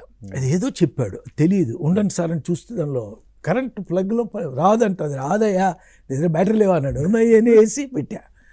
ఆంధ్ర కళాసాగర సముద్భూత కళాకమల మధులిక మధుర గీతిక పరాగ పరవశులైన మీకు మీ మణిగణానికి ఉల్లోలితమయ్యే ఉప్పని వేల పొంగు స్వాతిశయంతో చెప్తున్నాం స్వాగతం సుస్వాగతం. అష్ట కష్టాలు పడ్డ భగీరథుడు గంగను ఉత్తరాదికే తెచ్చాడయ్యా, ఆ శివయ్య మహిమ. కానీ దక్షిణాదికి రసగంగను ఏ శివయ్యను మెప్పించి ఎంత మహేశ్వరుడు అనుగ్రహంతో పొందేవయ్యా విశ్వనాథ. ఏమిటి శంకరాభరణం, మా అందరికీ రసగంగను ఏర్పాటు చేసేవారు. ఇది అయిపోయింది. నేను వెంటనే వెళ్ళా. రేపు పాడి నువ్వు మార్చరా, ఏమి నీ ఇష్టానికి ఎక్కడికి పోయి నువ్వు ఇష్టం, నేను మార్చను అన్నాడు. వెంటనే ఫోన్ తీసా. ఎవరికంటే జడ్జిల గారు ఊరుకో అన్నాడు. సార్ ఆంధ్ర కళాసాగర్ సముద్భూత ఏంటి వెయిటర్ ఇచ్చాడా వాడికి అన్నాడు. చేయను అంటున్నాడు. నేను సర్లే చేస్తాను సార్ అని చెప్పు అన్నాడు. నిజంగా అంత మహానుభావుడు అండి. అసలు ఏంటి ఆంధ్ర కళాసాగర్ సముద్భూత కళాకమల అంటే, ఆంధ్ర ప్రేక్షకులందరూ మహాసముద్రం అంటోళ్ళు. వాళ్ళ దగ్గర ఉప్పు నీళ్ళు తప్ప మంచిలు దొరకవు. కమలాలు వికసించవు. సంగీతం, జ్ఞానము, ఒక ఉన్నతమైన ఆశయం, ఇటువంటివన్నీ కమలాలు మామూలు కోనేరులో సముద్రంలో రావు. మహాసముద్రం అది. దాన్ని మంచినీటిగా మార్చేసి అక్కడ కమలాలు వికసింపజేసాం అనేది టేకఫ్. భగీరథుడే కష్టపడితే ఉత్తరాదికి వచ్చింది గంగ. ఆ శివయ్య మెచ్చుకునే రసగంగను, సంగీత గంగనే తెచ్చావయా దక్షిణ భారతానికంటే. నువ్వు ఎక్కడి నుంచి వచ్చావయ్యా బాబు విశ్వనాథుని. అద్భుతం. అంటే వెయిటూరు గారు అంటే అంత పరవశించిపోదాం. Super. So cinema first copy చూసిన తర్వాత ఒక రైటర్గా కాకుండా ఒక ఆడియన్గా మీరేం ఫీల్ అయ్యారు? ఏ సినిమాకి? సిరివెన్నెల. Number 1 cinema. నేనేం జరిగినా నా best friend MV Raghu cameraman ఒక్కసారి చూసాడు, అడుగుద్దు అనుకుంటున్నా అన్నాడు. ఆయన మీరు తిక్కలోళ్ళు జనాలను ఎందుకు కొత్త వాళ్ళని పట్టుకొచ్చి పాపం ఎంత పెట్టారు ఈ టైప్లో. అస్సలు నమ్మకం లేదు రఘుకి. స్వాతిముత్యం చూసి కమల్ హాసన్ సకల కళా వల్లవన్ అని తీస్తున్నారు. ఏంటి బొందు కట్టుకోవడం రాదని, పోనీ అంతవరకు పర్వాలేదు. హీరోయిన్ బ్రహ్మాండంగా ఉందని ఆయన చెబితే ఇది బాగుందా లేకపోతే వీడియో విత్ చేయాలి అన్నట్టుగా నువ్వు నాకు నాగేశ్వరరావు అన్నీ చెప్తున్నారు. అవును వీడియో విత్ చేయాలి బాగుంటుంది. మామూలుగా చీర కట్టుకుని వచ్చేస్తే అర్ధాంగిలో కూడా నాగేశ్వరరావుకు ఏమి రాదు, పక్కన సావిత్రి వచ్చి బాగు చేస్తుంది. మా అమ్మాయి ఎంగండి డైనమిక్ పల్లెటూరు అమ్మాయిని రాధిక క్యారెక్టర్ ఇస్తే రొటీన్ అయిపోవాలా అదే అన్నాను. ముంచావు కదయ్యా వీడియో విత్ చేయాలి, ఎవడికి ఇంట్రెస్ట్ దీనిలో అని. నిజంగా చాలామంది నమ్మలా ఆ సినిమాని విత్ బ్లైండ్. బట్ ఏడు నాగేశ్వరరావుకి మాత్రం ఒక నమ్మకం. వీడియో విత్ చేయాలంటే అది స్వాతిముత్యం కదా. స్వాతిముత్యమే నేను చెప్పేది. సిరివెన్నెల సార్ పక్కన స్వాతిముత్యం రోజుల్లోనే అసలు నమ్మలవాడు. సిరివెన్నెల గుడ్డివాడు మోగ మీ ఇష్టమయ్యా. ఎందుకంటే స్వాతిముత్యం అనేది హిట్ అయ్యాక ఒక్కని ఒక చిన్న ఇదే ఉంటుంది కదా, పొరపాటున ఆడొచ్చు, ఆయన సుడి బాగుంటే ఉందిలే ఇట్లా మాట్లాడారు కానీ నెగిటివ్ రాలేదు దానికి. పైగా అతను కాదు దానికి, కస్తూరి అని ఒక కెమెరామెన్ రఘు కుదరలా, కస్తూరి అని ఒక ఆయన, యాక్చువల్గా బాలు మహేంద్ర ఆయన పెట్టుకుంది. ఓకే, కళలు కానీ పెట్టుకుంటే ఆ బాలు మహేంద్ర హాత్ ఇస్తే ఆయన అసిస్టెంట్ ఈయన కస్తూరి అని చాలా బాగా చేశాడు. త్రూఅవుట్ ఎక్కడ వదలకుండా కెమెరామెన్ అతను. సుహాసిని గారి క్యారెక్టర్ అండి ఎక్స్ట్రాడినరీ అతను. సర్వదమన్ బెనర్జీకి కానీ లేదా అవతల మున్మున్ సింగ్కి కానీ ఒక వ్యవహారం, ఫస్ట్ టైం వచ్చారు కాబట్టి వాళ్ళ మీద నుంచి ఎక్స్పెక్టేషన్ ఉండదు, గుడ్డోడు అన్నా ఇంకా అసలు ఉండదు. అవతల అమ్మాయి చాలా ఫ్యాన్సీ క్యారెక్టర్, ఎయిర్ హోస్టెస్ లాగా ఉంటుంది, మంచి most beautiful lady, air hostess job. ఈవిడ అలా కాకుండా మనం గలగల మాట్లాడే సుహాసిని మోగదంటే అసలు భరించలేని విషయం. గుడ్డి మూగ వాళ్ళిద్దరి మధ్య ఏంటంటే లవ్ స్టోరీ కాదు. మీకు ఒక టాస్క్ పెట్టారు కదా విశ్వనాథ్ గారు, చర్చారు 4 లైన్లు చెప్పి ఏం రాస్తావు రాయమన్నారు. ఐ లవ్ యూ అమ్మాయి టచ్ చేయకుండా ఎలా చెప్తుంది చెప్పమన్నారు. సో మీరు ఆయన్ని ఎలా మెప్పించారు? యా, అక్కడ ఏమైందంటే ఆ అమ్మాయికి ఒక సంయుక్త ఒక హారం కొనిస్తుంది, అతని చేతుల మీదుగా ఇవ్వమని చెప్పి సహి చేస్తుంది. సంయుక్త చెప్తుంది, నా చేతితో ఇవ్వాలనుకున్నాను ప్రేమ కానుగ్గా, నువ్వు ఇవ్వన్నయ్యా అని చేతిలో పెడుతుంది. ఆయన అలా పట్టుకుంటాడు, అతను గుండెలు కట్టుకొని ఆమె ఇలా ఇస్తే అలా తీసుకుని పెట్టుకుంటుంది. ఈ సీన్ రాసాం, బాగుంది, ఎడిటింగ్లో పోతుందేమో వద్దులే. దానికన్నా చీతు అనొచ్చు కదా, ఇంకేదన్నా ట్రై చేయవయ్యా అన్నాడు అని ఒక మాట అన్నాడు. అప్పుడు ఏమైనా మనం అన్ని సీన్లు డెవలప్ చేస్తున్నాం, ఉన్న హీరో సర్వదమన్ బెనర్జీ అని జనాలకి తెలుసు, హీరోయిన్ సుహాసిని తెలుసు, వాళ్ళు మనల్ని కన్సిడర్ చేస్తారు. అమ్మాయి మోగది, ఇతను గుడ్డివాడు, ఐ లవ్ యూ అని రాయలేదు, సాహిత్యం రాసదు, పాటలు రాసి కాగితాలు వేసేస్తుంది, రాసి చూపించాలని ట్రై చేస్తుంది, ఫీల్ అవుద్దని కూడా ఒక సీన్ రాశా, అది వద్దని అది పాటలు ఇసిరాడు. అలా ఆ పాటకి స్వాతివానలో ఆత్మస్నానం వాడిందని చెప్తుంది, అద్భుతమైన లైన్ రాశాడు వెంకట్ గారు. తర్వాత మొత్తానికి సీతారామశాస్త్రి, మొత్తానికి ఆ సిరివెన్నెలలో మూగపిల్ల చెప్పడం అనేది ఇంత జరుగుతున్నప్పుడు దానికి ఒక సీన్ అక్కర్లేదనేది ఆయన కన్విన్స్ అయ్యాడు. Okay, throughout. సార్ పాటలు, మ్యూజిక్ సార్, ఇప్పుడు సినిమా అంతా ఒక ఎత్తు, ఆ సినిమాకి సంబంధించిన మ్యూజిక్ ఒక ఎత్తు, ఎక్స్ట్రాడినరీ నిజంగా. అంటే కొన్ని మాత్రం బ్లెస్డ్ అండి. సిరివెన్నెలకి సీతారామశాస్త్రి దొరకడం, వాడు పూనకం వచ్చినట్టు అసలు వేటూరు గారిని మించిపోయి హై లాంగ్వేజ్లో రాశాడు. విరించినే విరచించితేనే చాలు కదా, ఈగాలి ఈ నెల రాసిన, చందమామ రాసిన పాటలన్నీ కూడా ఒక అద్భుతం. అసలు మామగారు అంటే కెవి మహాదేవన్ సాహిత్యం నిజంగా, ఆయన తెలుగు పెద్దగా రాదన్నట్టు మాట్లాడతాడు కానీ ఓ పాట ఇస్తే దానికి ట్యూన్ చేయటం, ఆయన ఎప్పుడూ ట్యూన్కి రాయమని చెప్పడు, ఆయన మీరు పాటేస్తే ట్యూన్ చేస్తాడు, అది లైఫ్. మిగతా వాళ్ళ పాటలన్నీ ఒక ఎత్తు, కెవి మహాదేవన్ విశ్వనాథ్ గారు రాసిన పాటలు, తెచ్చిన పాటలు ఒక ఎత్తుని బాలు గారు కూడా ప్రాణం పెడతాడు. వాళ్ళేంది బాలు కొన్ని మార్చేస్తుంటారు ట్యూన్స్, ఓకే, వాళ్ళకి ఆ స్వేచ్ఛ ఇస్తాడు, ఈయన ఇస్తాడు, ఆయన ఇస్తాడు. ఎందుకంటే ఈ తెలుగుదనం పండాలి అంటే బాలు ఇన్వాల్వ్మెంట్ ఉండాలి. ఈయన పాటలు అనగానే ఉండనయ్యా మధ్యాహ్నం పడతాను నేను అంటే కూడా వెయిట్ చేస్తాడు ఈయన. ఒక్కొక్కసారి మూడు ఉండదు, రేపు చూద్దాం అంటాడు కూడా. బాలు గారు నిజంగా ఆయన కంట్రిబ్యూషన్ సిరివెన్నెల వైపు చాలా ఉంది, గోల్డెన్ గారితో కలిసి మొత్తానికి బాగుంది.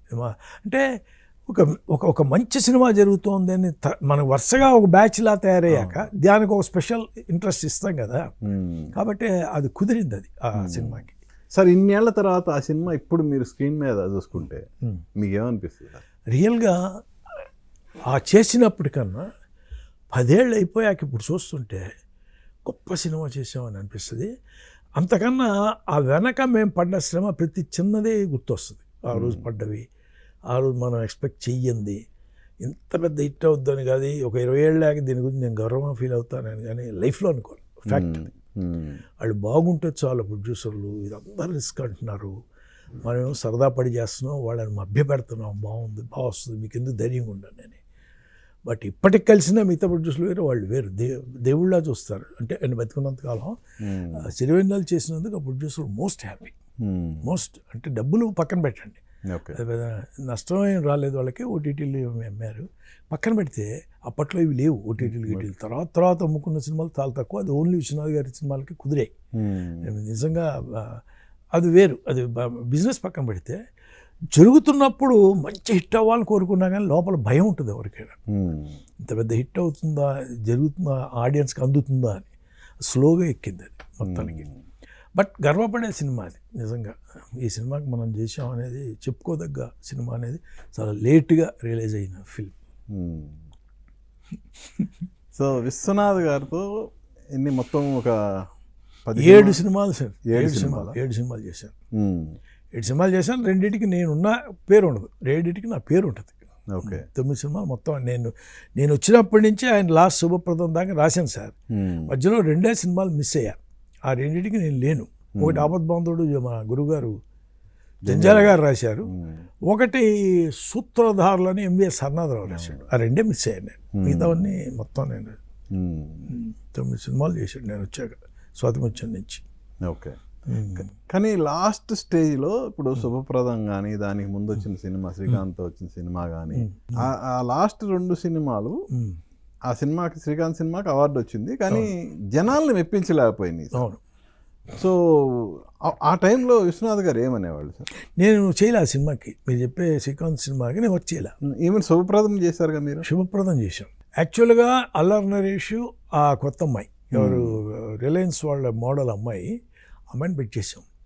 శుభప్రదం ఎక్కడ మిస్ అయిందంటే టోటల్గా అల్లరి నరేష్ని పెట్టడం వల్ల కామెడీ సినిమా ఎక్స్పెక్ట్ చేస్తారు ఎవరైనా.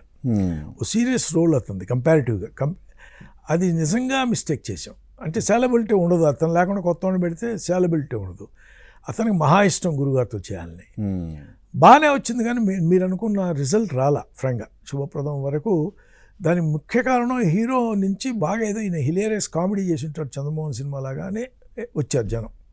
ఇది వేరే సీరియస్ థాట్, వేరే కథ. అసలు అల్లరి నరేష్కి అది కొత్త పాత్ర. మెయిన్ రీజన్ అదొకటి మాత్రం నిజం, అది ఫ్యాక్ట్, అది ఒప్పుకోకపోయినా తప్ప సినిమా ఫెయిల్ అవ్వాలా, జస్ట్ యావరేజ్ అయింది. కాదు సార్, విశ్వనాథ్ గారు అద్భుతమైన డైరెక్టరు, అసలు మన తెలుగు సినిమాని అంతర్జాతీయ లెవెల్కి తీసుకెళ్లారు. కానీ వ్యక్తిగతంగా ఆయన మీద ఎందుకు సార్ విమర్శలు వస్తుంటాయి? అంటే ఎప్పుడైనా పళ్ళున్న చెట్టు మీద రాళ్ళు పడతాయని ఆయన కొంచెం గంభీరంగా ఉంటాడు. మాతో ఉన్న సరదాగా, నాతో ఉన్నంత సరదాగా బయట అంతా సీరియస్గా ఉంటాడు. దానికి 2 కారణాలు ఉన్నాయి. ఆయనే ఒకసారి మాటల్లో ఆదుర్ సుబ్బారావు గారు ఆయన చెప్పారు, ఇప్పుడు లీడర్ అన్న తర్వాత డిఫరెంట్గా ఉండాలి, డైనమిక్గా ఉండాలి, వాడు ఎదురుగా మాట్లాడడానికి భయపడాలి. అది నేను రామారావుని చూసి నేర్చుకున్నాను అని చెప్పాడు. వెంకటరామారావు గారు కూడా ధీరగంభీరంగా ఉంటారు, న్యాచురల్ ఉంటారు, ఫ్రెండ్లీగా ఉంటారు. ఆ ఉండటం అవసరం అనేది ఫీలింగ్. ఈయనకి అది ఎక్కింది. మామూలుగానే సీరియస్. శంకరాభరణం ముందు తర్వాత తేడా ఉందని చేస్తే ఎవరికైనా అర్థమవుతుంది. శంకరాభరణం ఒక 100 సన్మానాలు మీకు వరుసగా జరిగితే యాక్చువల్గా ఏ వ్యక్తి అయినా జాగ్రత్తగా ఉండాలనేది ఉంటుంది. అంతకాలం ఆయన కారాకిళ్ళి తినేవారు. ఇది ఎప్పుడు చెప్పకూడదు ఇలా, జరదా తినేవాడు. వదిలేశాడు, ఆయనే చెప్పాడు, ఆయన వదిలేశాడు. ఆ సినిమాతో ఊసేసి వద్దు శంకరాభరణం నుంచి మనం ఇంకా బాగోదు, అసహ్యం అని. అట్లా అంత మార్పు ఆయనలో తీసుకొచ్చినప్పుడు యాక్చువల్గా ఒక సుప్రిమసీ ఎంజాయ్ చేశాక అది మెయింటైన్ చేయాల్సి వస్తుంది. అంతే తప్ప అహంకారం కాదు. ఆయన పసిపిల్లాడు నిజంగా. విశ్వనాథ్ గారు అంత మంచోడు మీ దగ్గర నుంచి చూశాం కదా, చాలా మంచి మనిషి, చాలా మంచి మనసు. తను ఎవరో ఏదో అన్నా కూడా పట్టించుకోవాలి, పోన్లేమయ్యే పర్లేదు వదిలే. మనకెప్పుడు తెలియదు అది, అంటే మీరు దగ్గరగా ఉన్నారు కాబట్టి మీకు తెలిసి ఉంటుంది. ఒక వర్గం వారిని ఆయన దగ్గర చాలా అంటారండి, ఏమైనా ఇలా చెయ్యేస్తారు, జంజం ఉంటేనే దగ్గర పిచ్చబద్ధం అండి. ఎందుకంటే అంత ఇష్టపడ్డ టెక్నీషియన్స్ 3-4 ఉన్నారండి ఆయన. బాగా లోక్ సింగ్ అంటే మహా ఇష్టం, లోక్ సింగ్కి కేసు సంబంధం లేదు. గోపాల్ రెడ్డి అంటే మహా ఇష్టం, ఎంవి రఘువన్న ఇష్టమే. ఆయన కెమెరామెన్లో ఒక్కళ్ళు కూడా, కస్తూరి అయిన అతను ఒక్కడే బ్రాహ్మణం. అతనికి ఒక్క సినిమా సిరివెన్నెల కూడా బాలుమోహన్ చేపతి ఇచ్చిన తర్వాత ఇవ్వాలి. మరి ఆ బ్రాహ్మణ్ ఫిలిం ఉంటే అతనికి అన్ని సినిమాలు, అతను మంచి కెమెరామెన్. సిరివెన్నెల బ్రహ్మాండంగా తీశాడు, చాలా కష్టపడి తీశాడు. ఇవ్వాల అట్లా ఉండదండి ఆయనకి. అలా ఉంటే వేరేగా ఉంటుంది. అంటే తప్పదు, మీరు అన్నట్టు పళ్ళున్న చెట్టుకి అంతేగా రాళ్ళు పడతాయి. కొంత అసూయతో కూడా పుట్టించే వాళ్ళు ఉంటాయి. నేను వచ్చినప్పటి నుంచి, నేను శంకరాభరణం టైం నుంచి ఎంటర్ అయ్యి చూస్తున్నా, అస్సలు ఏమీ లేదు దానికి. ఆ మాట ఆయనతో డిస్కషన్, ఆయన అంటే అంత బాగా మాట్లాడేవారు మాతో. ఎందుకంటారు నాకు అర్థం కాదండి. నా సినిమాలో అన్ని కాలాల వాళ్ళు ఉంటారు, నాకు అట్లేమీ ఉండదు. కోర్స్ ఇప్పుడు కమెడియన్స్ ఉన్నారు, సాక్షి గారు, XYZ, వాళ్ళందరూ తప్పనిసరిగా బ్రాహ్మిన్స్ అయితే మనం ఏం చేయలేము. వాళ్ళు లీడింగ్ కెమెరామెన్ కమెడియన్స్ కదా, కొత్త వాళ్ళకి ఏమి బ్రేక్ ఇవ్వలేదు మనం. ఈ సనత్దామన్ బెనర్జీ ఏ క్యాస్ట్, వాడికి నేను ఎందుకు బ్రేక్ ఇవ్వాలి? ఇచ్చా కదా. మోహన్ సేన్ ఏ క్యాస్ట్, నేను ఎందుకు ఇవ్వాలి బ్రేక్? ఇచ్చా కదా. అట్లా ఎప్పుడు మనకేమి ఈ ఐమీన్ అనేది లేనే లేదు, ఫ్యాక్ట్ అది. బట్ బయట అలా పడిపోయింది మొత్తం. ఆయన వచ్చినాయండి ఈ విమర్శలు, బాగా తెలుసు, బాగా తెలుసు, బ్రహ్మాండంగా తెలుసు. బ్రాహ్మణీకం మీ సినిమాలో ఎక్కువ కనబడుతుంటుంది అని డైరెక్ట్గా అడిగేవారు జర్నలిస్టులు. నాకు చిన్నప్పటి నుంచి పుట్టి పెరిగింది ఆ వాతావరణం కదా సార్, నేను ఎట్లా రాయగలను? ఇంకోటి నేను రాసిందే తీసేదే నచ్చితే తీస్తాను, ఇంకా బుక్కొని ఇంకోటి రాయలేనండి. ఎందుకని మీ సినిమాల్లో క్యారెక్టర్లు ఎవరు నాన్ వెజిటేరియన్ తినరు అని కూడా ఒకతను అడిగాడు. చాలా స్టూపిడ్ ప్రశ్న మీరు అడిగి ఇట్లాగే అన్నాడు ఆయన. అంటే ఏ సంథింగ్ వెరైటీ అడగాలనే తపన తప్ప కుర్రాళ్ళకి అది మీనింగ్ఫుల్గా రాబడదాం అనేది ఉండదు. ఇట్లా అడిగారు. ఎందుకని మీ దానిలో మొత్తం అసలు ఎప్పుడు చూసిన బ్రాహ్మణీకమైన నాన్ వెజిటేరియన్ తినరు ఎందుకని క్యారెక్టర్లు అంటే అసలు మరి చండాలంగా. నేను వెళ్ళలేదు అది యాక్చువల్గా, మీకు తెలిసి ఉంటుంది కాబట్టి. మీరు మేము ఉన్నాం రాజమండ్రిలోనే, ఒక జర్నలిస్ట్ అడిగితే మిగతా వాళ్ళందరూ అతను అలా చూశారు. మిగతా వాళ్ళే చూసారంటే వాళ్ళంతా బ్రాహ్మణులండి అంటాడు అతను. అది ఏమి ఉండకూడదండి ఈ ఏజ్లో. ఇప్పుడు లేదులేండి, దేవుడి దయ వల్ల. ఒక 20 ఏళ్ల క్రితం ఉన్న పరిస్థితి ఇప్పుడు లేదు. అసలు నోబడీ బిలీవ్స్ ఎనీబడీస్ క్యాస్ట్, టాలెంటే నథింగ్. పైగా చాలా ఫోకస్డ్గా ఉన్నారు చేసే పని మీద తప్ప దరిద్రాల మీద లేవు అసలు.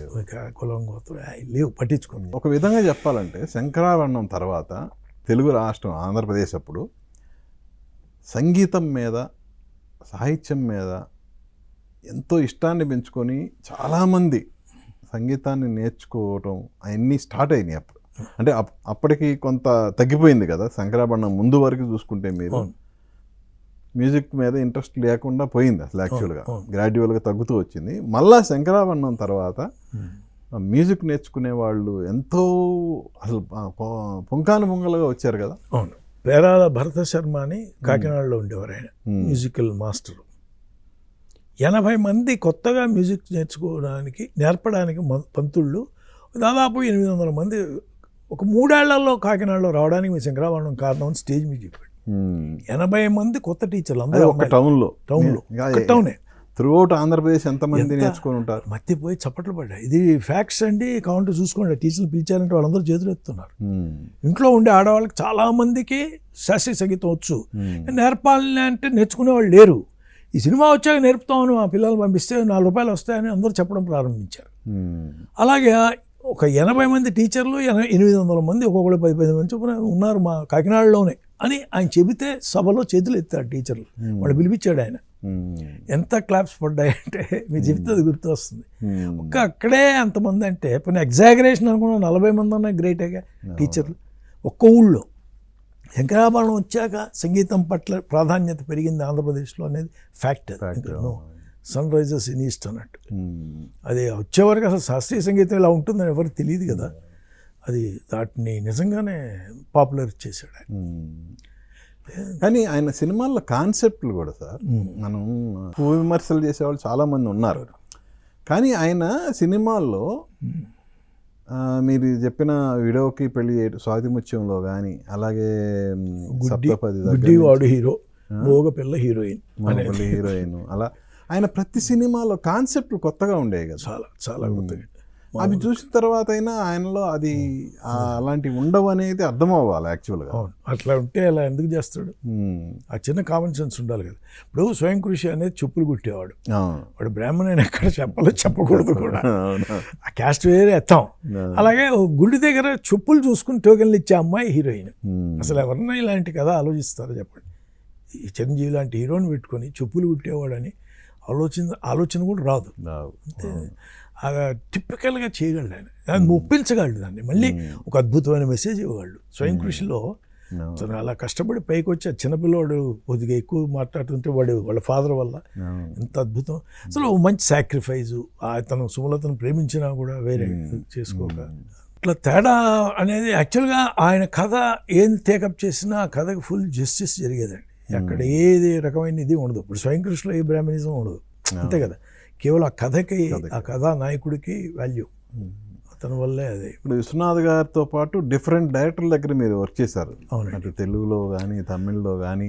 అవును, కోదండరామరెడ్డి, రవిరాజ పినిశెట్టి, సాగర్, బోల్డ్ మంది తమిళ్లో కేఎస్ రవికుమార్, అక్కడ రాజేంద్ర సింగ్ బాబు, రవిచంద్రన్ అందరితో కన్నడలో, మహేష్ భట్తో హిందీ, కేసీ బొకాడియాతో హిందీ, అట్లా చేసాం.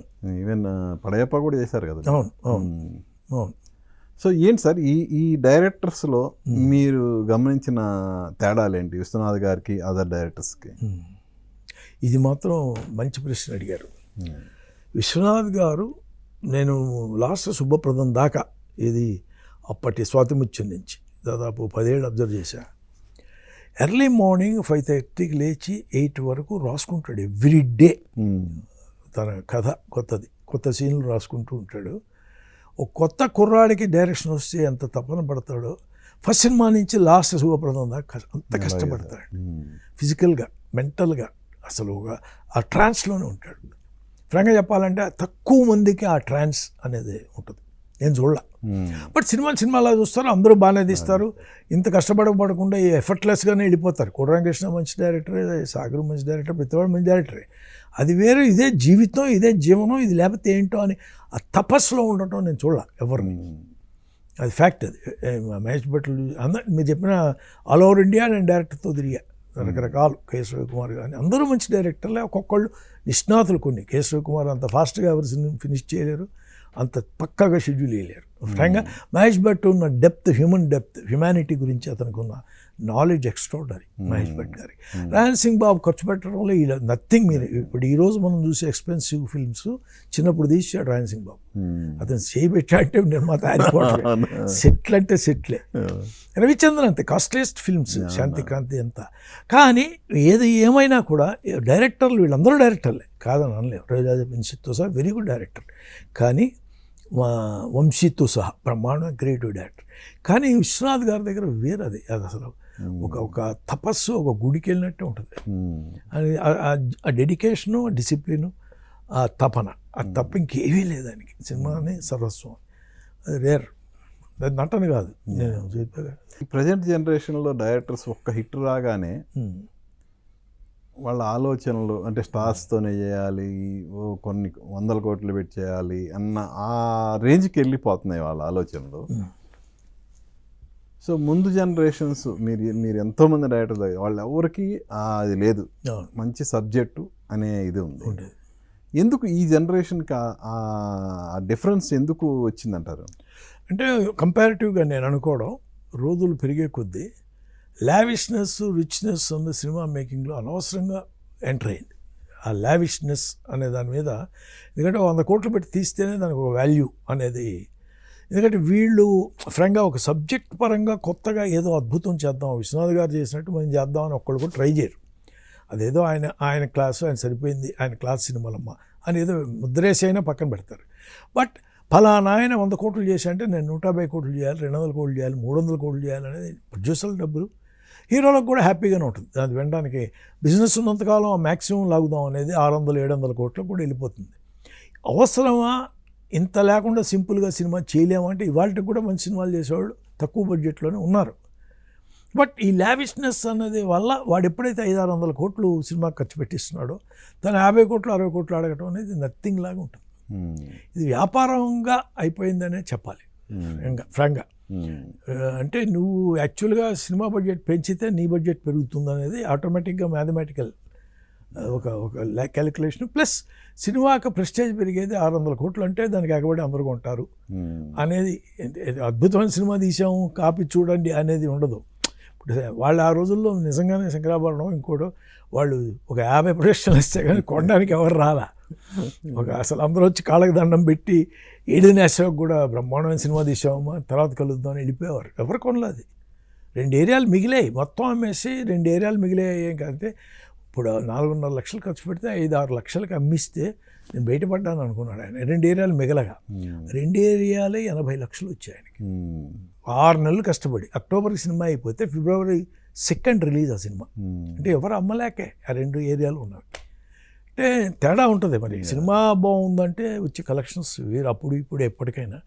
ఈ 100 కోట్లు అన్నది ఫ్యాన్సీ అయింది. రెండోది అలా చేస్తే కానీ పెద్ద హీరోతో వాళ్ళు డీల్ చేయగలమని ఇంకో పెద్ద హీరో డేట్ ఇవ్వడానికి కూడా అది మ్యాథమెటికల్ క్యాలిక్యులేషన్ అయిపోయింది. మీరు కన్నప్ప సినిమా చేశారు రీసెంట్గా. అఫ్ కోర్స్ విష్ణు బాగా చేశాడు, నో డౌట్. మనకి కృష్ణరాజు గారి భక్త కన్నప్ప సూపర్ డూపర్ హిట్. కథని అదే లొకేషన్స్ అన్నీ వీళ్ళు ఇంకా లావిష్గా విదేశాలకు వెళ్ళి మరీ షూటింగ్ చేశారు. కానీ ఆ సినిమాతో పోలిస్తే ఆ రేంజ్ అప్రిషియేషన్ అనేది రాలా. ఎందుకంటారు? అంటే ఒక చిన్న విషయం తేడా ఉంది సార్. మీరు ఆల్రెడీ కన్నప్ప అని ఒక ల్యాండ్ మార్క్ వచ్చాక ఈ సినిమా ఎప్పుడైతే తీస్తున్నామో మళ్ళీ కన్నప్ప చూసిన వాళ్ళు ఎక్కువ మంది ఉన్నారు. కంపారిటివ్గా ఆ మ్యూజిక్ వేరు. ఎన్నిళ్ళు చందమ్మ పాటలు గేట్లు వ్యవహారం, అందులో వాణిశ్రీ కృష్ణరాజు వేరు. యాక్చువల్గా కంపేర్ చేయకూడదు. ఇక్కడ విష్ణు వేరు, కృష్ణరాజు గారు వేరు, చాలా తేడా ఉంటుంది. అలాగే ఒకసారి నువ్వు హిట్ కొట్టేశాక అది బాగా నచ్చాక అందరికీ ఆ కళతో ఇంకో సినిమా చూడాలంటే మళ్ళీ ఇంకో శంకరాభరణం ఎవరైనా మళ్ళీ తీస్తానంటే కష్టమే కదా. ఆ చిన్న మైనస్. డ్యూరింగ్ షూటింగ్ ఆ డిస్కషన్లు ఏమన్నా వచ్చినాయా మీ మధ్య? అంటే ధైర్యంగా చేశాడు ఆయన. న్యూజిలాండ్ వెళ్ళి అసలు ఆ సినిమాకి న్యూజిలాండ్ వెళ్ళాల్సిన అవసరం ఉండదు అని చాలామంది అన్నారు. కానీ ఆయన డేర్ డెవిల్లా ఖర్చు పెట్టాడు 70-80 కోట్లు దాని మీద పెట్టి తీసుకెళ్ళి చేశాడు. మ్యాక్సిమం చేశారు. బట్ అతని లైఫ్లో అతని లైఫ్ టైం బెస్ట్ క్యారెక్టర్ అది. అంతకంటే అతను నిజంగా గ్రేట్. బట్ ఆ సినిమా రాకుండా ఉంటే ఈ సినిమా వేరే ఉండేది. అది తప్ప ఇంకా ఎక్కువ మనం దాన్ని ఇంకా అనలేము. ఆ అబ్బాయి మ్యాక్సిమం చేశాడు తన స్టేటస్కి. నో డౌట్ బాగా చేశాడు, చాలా బాగా చేశాడు, కష్టపడ్డాడు. అసలు ఆయన తన విష్ణు ముందు సినిమాలన్నిటితో ఒక ఎత్తు డెడికేటెడ్గా చేశాడు. రియల్లీ ఖర్చు కూడా బాగా పెట్టారు. బట్ పేరు అతను లైఫ్ టైం బెస్ట్ క్యారెక్టర్స్లో ఒకటి విష్ణు. సార్ మీ తమ్ముడు అవును తోటపల్లి మధు గారు, సో అతన్ని మీరే తీసుకొచ్చారా లేదంటే తన ఇంట్రెస్ట్తో వచ్చాడా ఇండస్ట్రీకి? ఎలా అంటే చిన్నప్పటి నుంచి డ్రామాలు అవి రాసేవాడిని. తనకు తనే వెళ్దామని అన్నాడు అని తను వచ్చి ముందు నారాయణరావు గారు ఆర్టిస్ట్ ఉన్నాడు కదా, ఆయన కలిస్తే ఆయన దేవాంతకుడు అని ఒక సినిమా ఇచ్చాడు. ఇచ్చాక చేశాడు. ఆ తర్వాత ఒక ట్రెండ్ చేస్తే ఒక 2 years ఖాళీగా ఉన్నాడు. ఈ టైంలో నేను సితార్కి వచ్చా.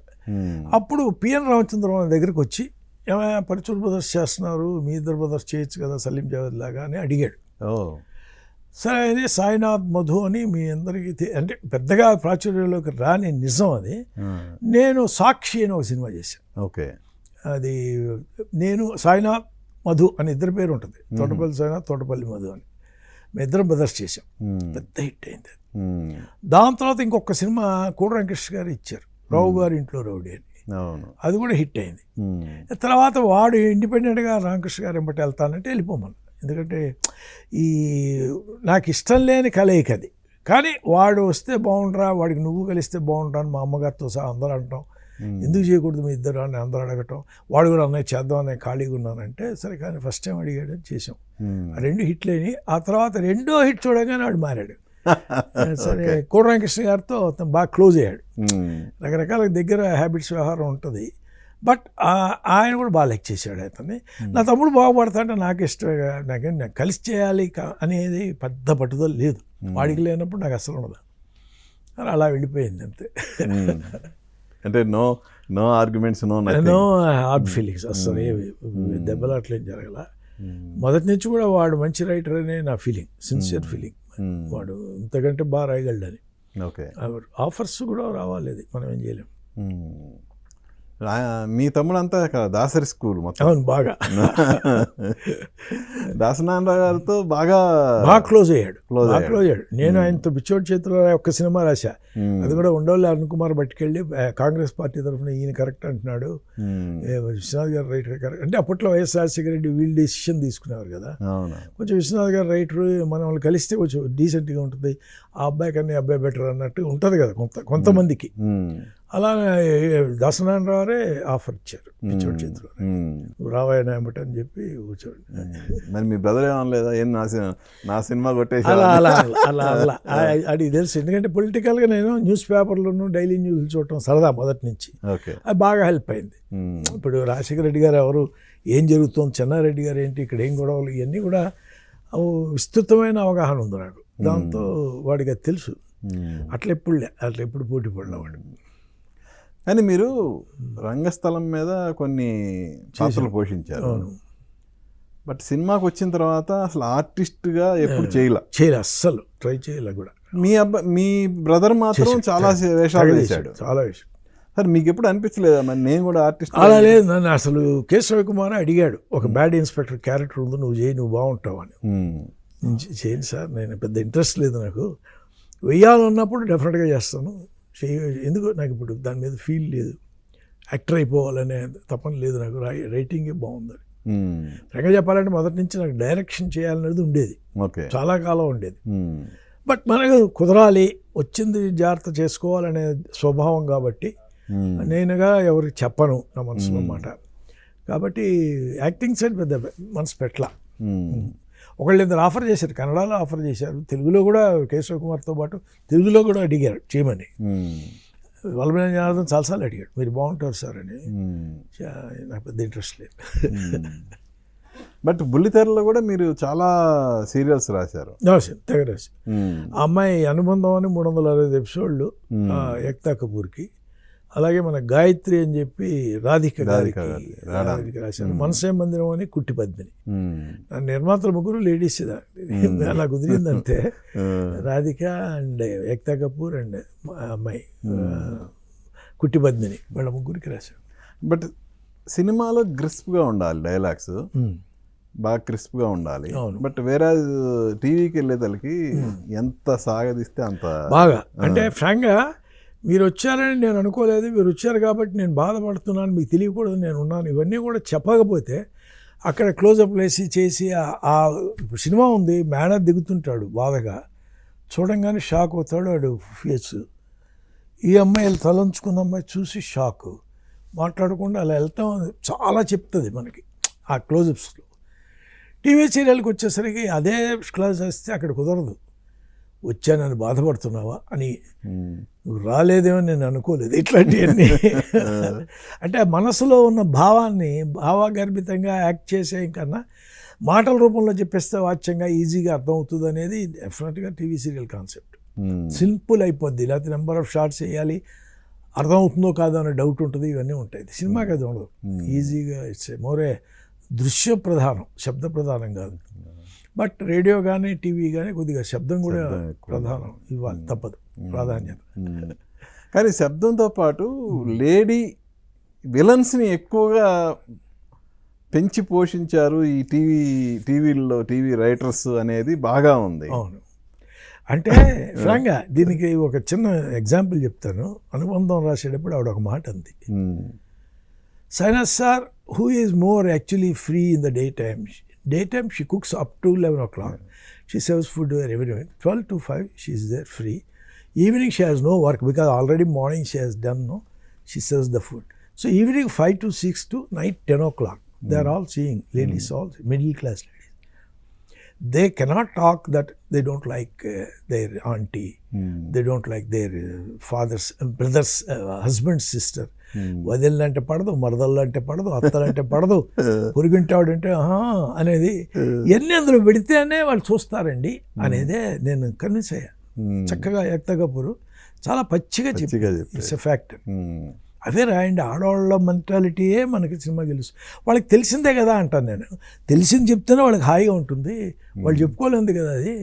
ఆ కోడళ్ళని అత్త తిడుతుంటే అత్తకి హ్యాపీగా ఉంటుంది, అత్తను కోడళ్ళు ఇద్దరు కూర్చొని విమర్శిస్తుంటే కోడళ్ళకి హ్యాపీగా ఉంటుంది. పక్కింటి చూసావు ఇలా పిచ్చేషాలు వేసి మన దగ్గర పెద్ద పద్ధతిలో చేస్తుందంటే అందరికీ అమ్మా పక్కింటి అనేది వస్తుంది.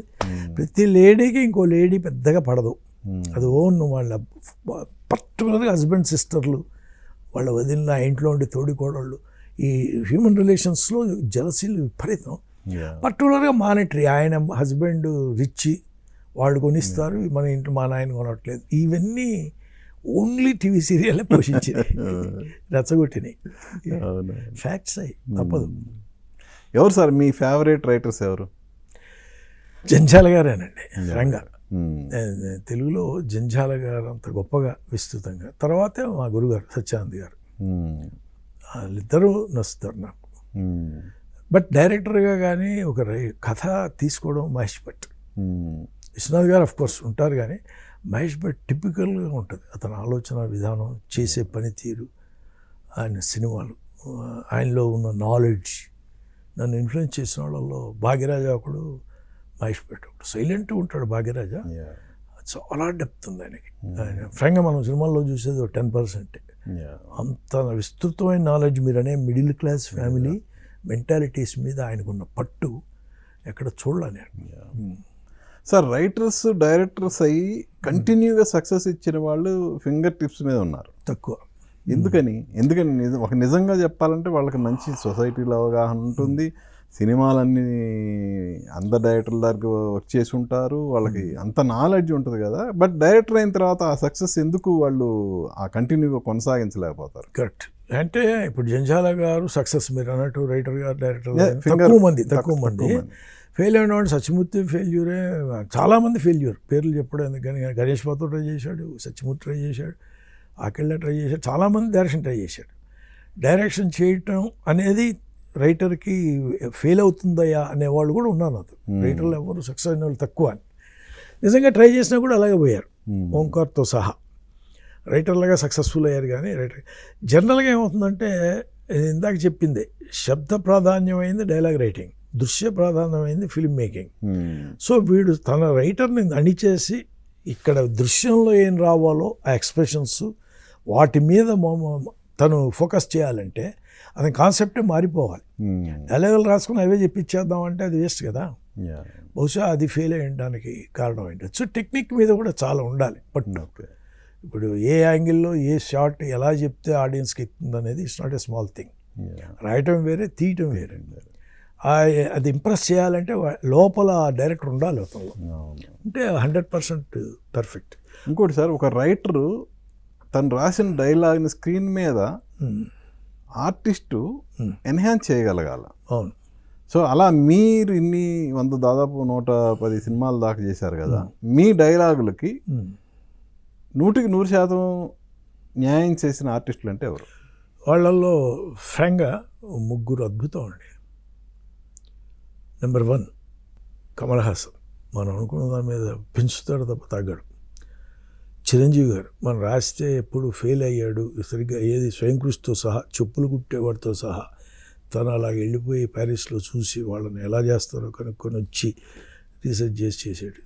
నెంబర్ 3 డోంట్ బి, ఏ వేషం రాసినా ఇతను అద్భుతంగా చేయగలడు, చేస్తాడు అనే ఇద్దరు సుధాకర్లు అండి. తమిళ సుధాకర్ వెరీ గుడ్ ఆర్టిస్ట్. ఇది మన ఆ సుధాకరు. శివలాక్ సుధాకర్ కూడా ప్రాణం పెడతాడు వేషానికి. మనం ఏమి ఇచ్చినా దాన్ని జస్టిస్ చేయడానికి ట్రై చేస్తాడు. ఉన్నాను నేను నిజంగా గ్రేట్. నేను రాయకపోయినా రావు రమేష్ అనే అతను జస్టిస్ చేసి రకరకాల వేషాలు వేసాడు. ఈ వచ్చి సినిమాలు చూస్తున్నాం కదా, 100% జస్టిస్ చేసేవాళ్ళు ఉన్నారండి. మా బ్రహ్మాండమైన వాళ్ళు ఉన్నారు. ఓ అనిపించేలాగా.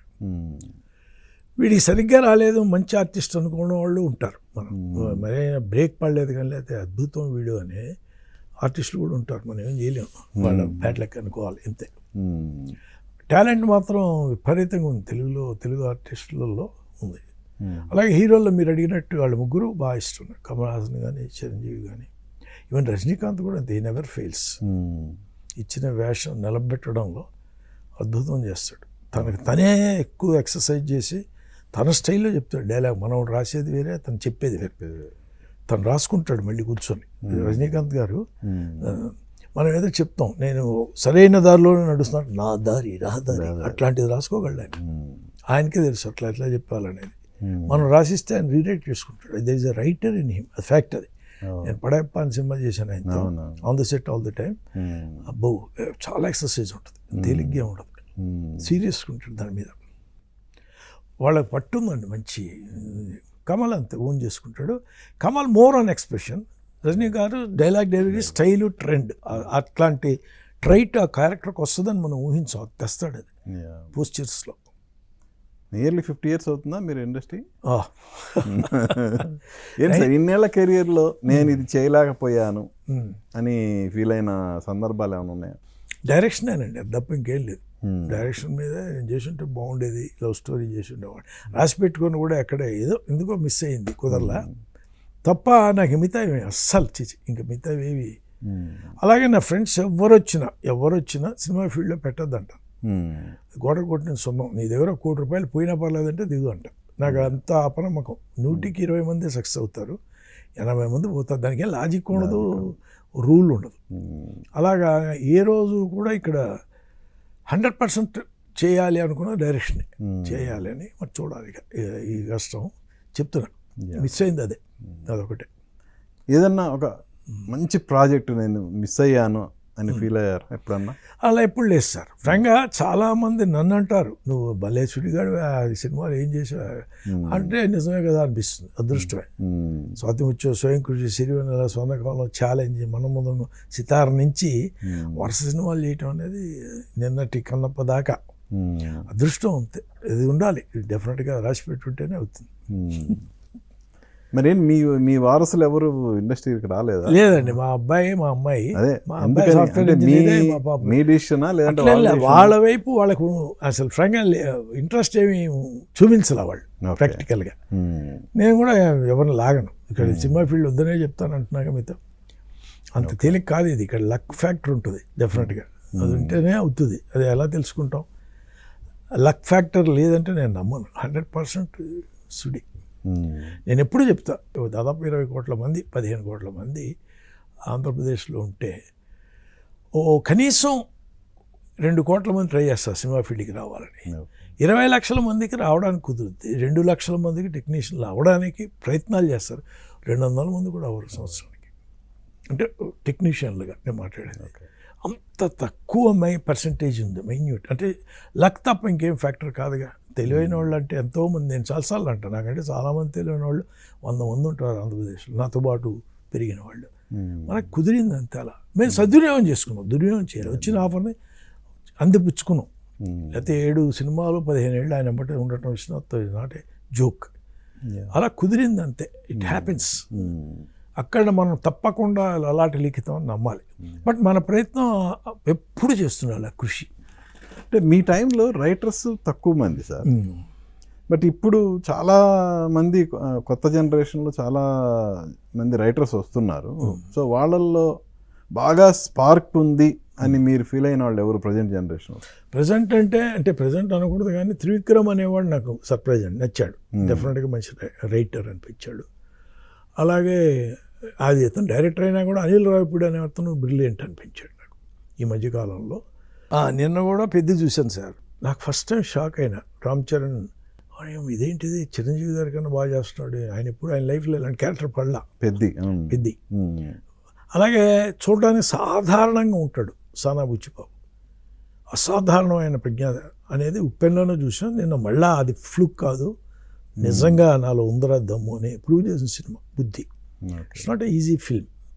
ఎవరు అసలు ఊహించరు. దాన్ని నమ్మి అతనికి ఇచ్చినందుకు ఆ ప్రొడ్యూసర్ మెచ్చుకోవాలి, వాళ్ళ నమ్మకం కాపాడినందుకు ఇతను మెచ్చుకోవాలి. ఈ మధ్యకాలంలో నాకు ఆ సర్ప్రైజ్ అవుతాను, అంటే నచ్చిన సర్ప్రైజ్ అది సానా బుచ్చిబాబు. సో ఇప్పుడు కొత్తగా వచ్చే రైటర్స్కి ఫైనల్గా మీరు చెప్పదలుచుకుంది ఏంటి? సినిమా ఇండస్ట్రీకి వచ్చే కొత్త రైటర్స్ ఫోకస్ అండి, డెడికేషన్, డిసిప్లిన్. 100% ప్రతి వాళ్ళకి ఇక్కడ బోల్డ్ అన్ని అవకాశాలు వస్తాయి. మోస్ట్లీ ఇక్కడ ఉన్న పక్కదారులు, సాయంత్రం అయితే కొన్ని హ్యాబిట్స్ ఉంటాయి, కట్ చేసి తీరాలి. డిసిప్లిన్ మాత్రం రైటర్కి రాసే టైమే సాయంత్రం, రాత్రి, అర్ధరాత్రి, ఎర్లీ మార్నింగ్. తన లైఫ్ డెడికేషన్ అంటే విశ్రాంతి దృష్టిలో పెట్టుకుని తపస్సులా చేస్తేనే రైటర్ అనేవాడు ఇక్కడ సక్సెస్ కావాలి. ఆడతా పాడతా అవి ఇవి చేస్తూ అంటే అది ఫ్లూక్ అవుతుంది కొంతమందికి, కాదను. అలా వద్దని డిసిప్లిన్డ్గా ఉంటే కళామ తల్లి సరస్వతి కటాక్షం ఉంటుందని మనస్ఫూర్తిగా నమ్మి చెప్తున్నా. లాంగివిటీ కావాలన్నా, మంచి డైలాగ్ రాయాలి, మంచి కథ రాయాలంటే నీ మనసు నిర్మలంగా ఉండాలి, నువ్వు తపస్సులో ఉండాలి. ఇవన్నీ కలిపి చేస్తా అంటే కదా, వారానికి 1 రోజు పెట్టుకోవాలి. 6 రోజులు మాత్రం dedicate your self to the writing, ఆ తపస్సు. అది నేను చెప్పేది. More than 50 years satisfied life టోటల్గా రైటర్గా. అయితే ఉంటుంది కదా ఇంకా అసలు డైరెక్షన్ చేయాలన్న గోల ఎప్పుడు తీవ్రత ఉంటుంది, మామూలుగా ఉండదు. సో మీరు అన్నట్టే ఇన్నేళ్ల తర్వాత అయినా సరే ఆ జీలు ప్రజెంట్ ట్రెండ్ని ఫాలో అయ్యే ఆ నేచర్ అవన్నీ మీలో ఉన్నాయి కాబట్టి డెఫినెట్గా మీలో ఉన్న డైరెక్టర్ త్వరలోనే బయటికి రావాలని, ఆ అవకాశం దక్కాలని మనస్ఫూర్తిగా కోరుకుంటున్నాను. చాలా థ్యాంక్స్ అండి సుబ్బారావు గారు. God bless you. Thank you. చూశారు కదండి సాయినాథ్ గారితో మన స్పెషల్ చిట్ చాట్. మళ్ళీ మరో గెస్ట్తో మీ ముందుకు వస్తాను. మీ ఎన్ఎస్ఆర్ సైనింగ్ ఆఫ్. చూస్తూనే ఉండండి ఏబీఎన్ ఆంధ్రజ్యోతి.